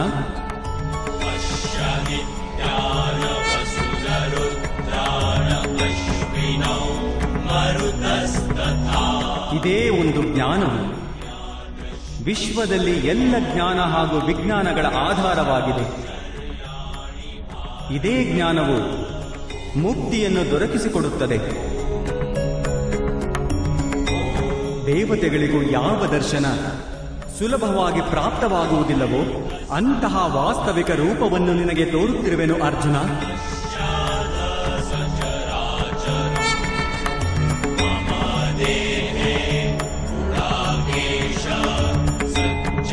ನಾನೇ ಈ ಪೃಥ್ವಿಯ ಕಣ ಕಣದಲ್ಲೂ ವಾಸವಾಗಿರುವೆ. ಹಾಗೂ ಈ ಪೃಥ್ವಿ, ಸೂರ್ಯ, ಚಂದ್ರ, ನಕ್ಷತ್ರ ಹಾಗೂ ತಾರಾಮಂಡಲಗಳು ನನ್ನೊಳಗೆ ವಾಸ ಮಾಡುತ್ತವೆ.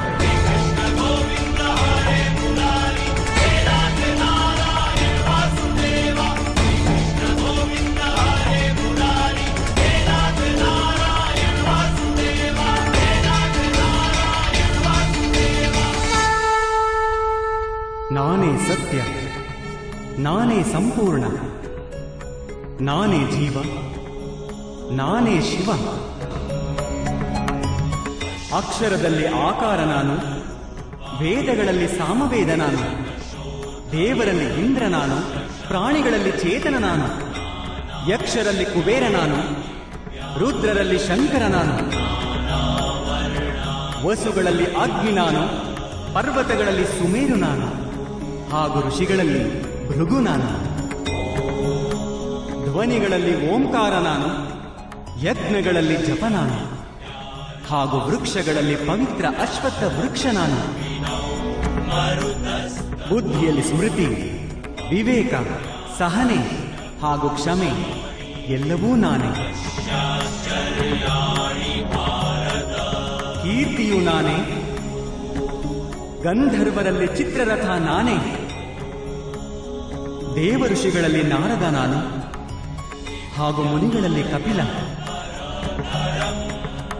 ಅಶ್ವಗಳಲ್ಲಿ ಉಚ್ಚೈಶ್ರವ, ಗಜಗಳಲ್ಲಿ ಐರಾವತ, ಹಾಗೂ ಪಶುಗಳಲ್ಲಿ ಸಿಂಹ ನಾನು, ಪಕ್ಷಿಗಳಲ್ಲಿ ಗರುಡ, ಮನುಷ್ಯರಲ್ಲಿ ರಾಜ ನಾನು, ಶಸ್ತ್ರಗಳಲ್ಲಿ ವಜ್ರ ನಾನು, ಹಸುಗಳಲ್ಲಿ ಕಾಮಧೇನು, ಸರ್ಪಗಳಲ್ಲಿ ವಾಸುಕಿ ನಾನು, ಶೇಷನಾಗ ನಾನು, ಯಮರಾಜ ನಾನು, ವರುಣ ದೇವ ನಾನು, ಹಾಗೂ ವಾಯು ಕೂಡ ನಾನೇ. ಭಗವಂತ ರಾಮ ನಾನು, ಪವಿತ್ರ ಗಂಗೆ ನಾನು, ಸೃಷ್ಟಿಯಲ್ಲಿ ಆದಿ ಮಧ್ಯ ಹಾಗೂ ಅಂತ್ಯವೂ ನಾನೇ. ಬ್ರಹ್ಮವಿದ್ಯೆ ನಾನು, ಮಹಾಕಾಲ ನಾನು, ಹಾಗೂ ಬ್ರಹ್ಮನೂ ನಾನೇ. ಪರಿಣಾಮ, ವಿಜಯ, ಸತ್ವ, ನಿರ್ಣಯ ನಾನು. ಶಿಕ್ಷೆ, ಶಕ್ತಿ, ನೀತಿ, ಮೌನ ಹಾಗೂ ತತ್ವಜ್ಞಾನವೂ ನಾನೇ.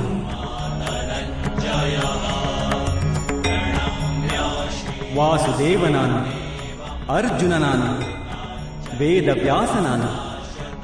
ಅಂಥದ್ದೇನೂ ಇಲ್ಲ ಯಾವುದು ನಾನಲ್ಲವೋ. ಅಂಥ ಯಾವುದೇ ಸ್ಥಳವಿಲ್ಲ ಎಲ್ಲಿ ನಾನಿಲ್ಲವೋ. ನಾನೇ ಸಮಯವೂ ಹೌದು, ನಾನೇ ಜೀವನ ಹಾಗೂ ಮೃತ್ಯುವೂ ಹೌದು ಅರ್ಜುನ. ಇಲ್ಲಿ ಉಪಸ್ಥಿತರಿರುವ ಎಲ್ಲ ಮನುಷ್ಯರ ಮೃತ್ಯುವಾಗಿ ನಿಂತಿರುವೆ ನಾನು.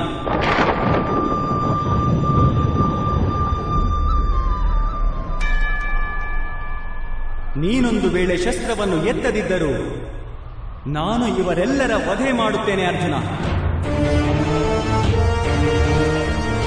ಹಾಗಾಗಿ ಮೋಹವನ್ನು ತ್ಯಜಿಸು ಹಾಗೂ ನಿನ್ನ ಕರ್ತವ್ಯವನ್ನು ನೋಡು. ಧರ್ಮದ ಭಾರವನ್ನು ಹೊತ್ತುಕೋ. ಗಾಂಡೀವ ಎತ್ತಿ ಶರಹೂಡಲು ಸಿದ್ಧನಾಗು.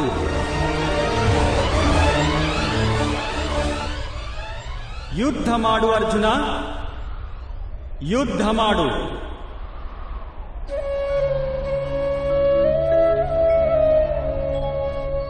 ಹೇ ಮಾಧವ, ಹೇ ಮಧುಸೂದನ, ಇಂದು ನನ್ನ ಎಲ್ಲ ಸಂದೇಹಗಳು ನಾಶವಾದವು. ದಯಮಾಡಿ ನಿಮ್ಮ ಮನುಷ್ಯ ರೂಪದಲ್ಲಿ ದರ್ಶನ ನೀಡಿ. ನಾನು ನಿಮ್ಮ ಪ್ರತಿ ಆದೇಶವನ್ನು ಪಾಲಿಸುತ್ತೇನೆ. ಕರಿಷ್ಯೆ ವಚನಂ ತವಃ.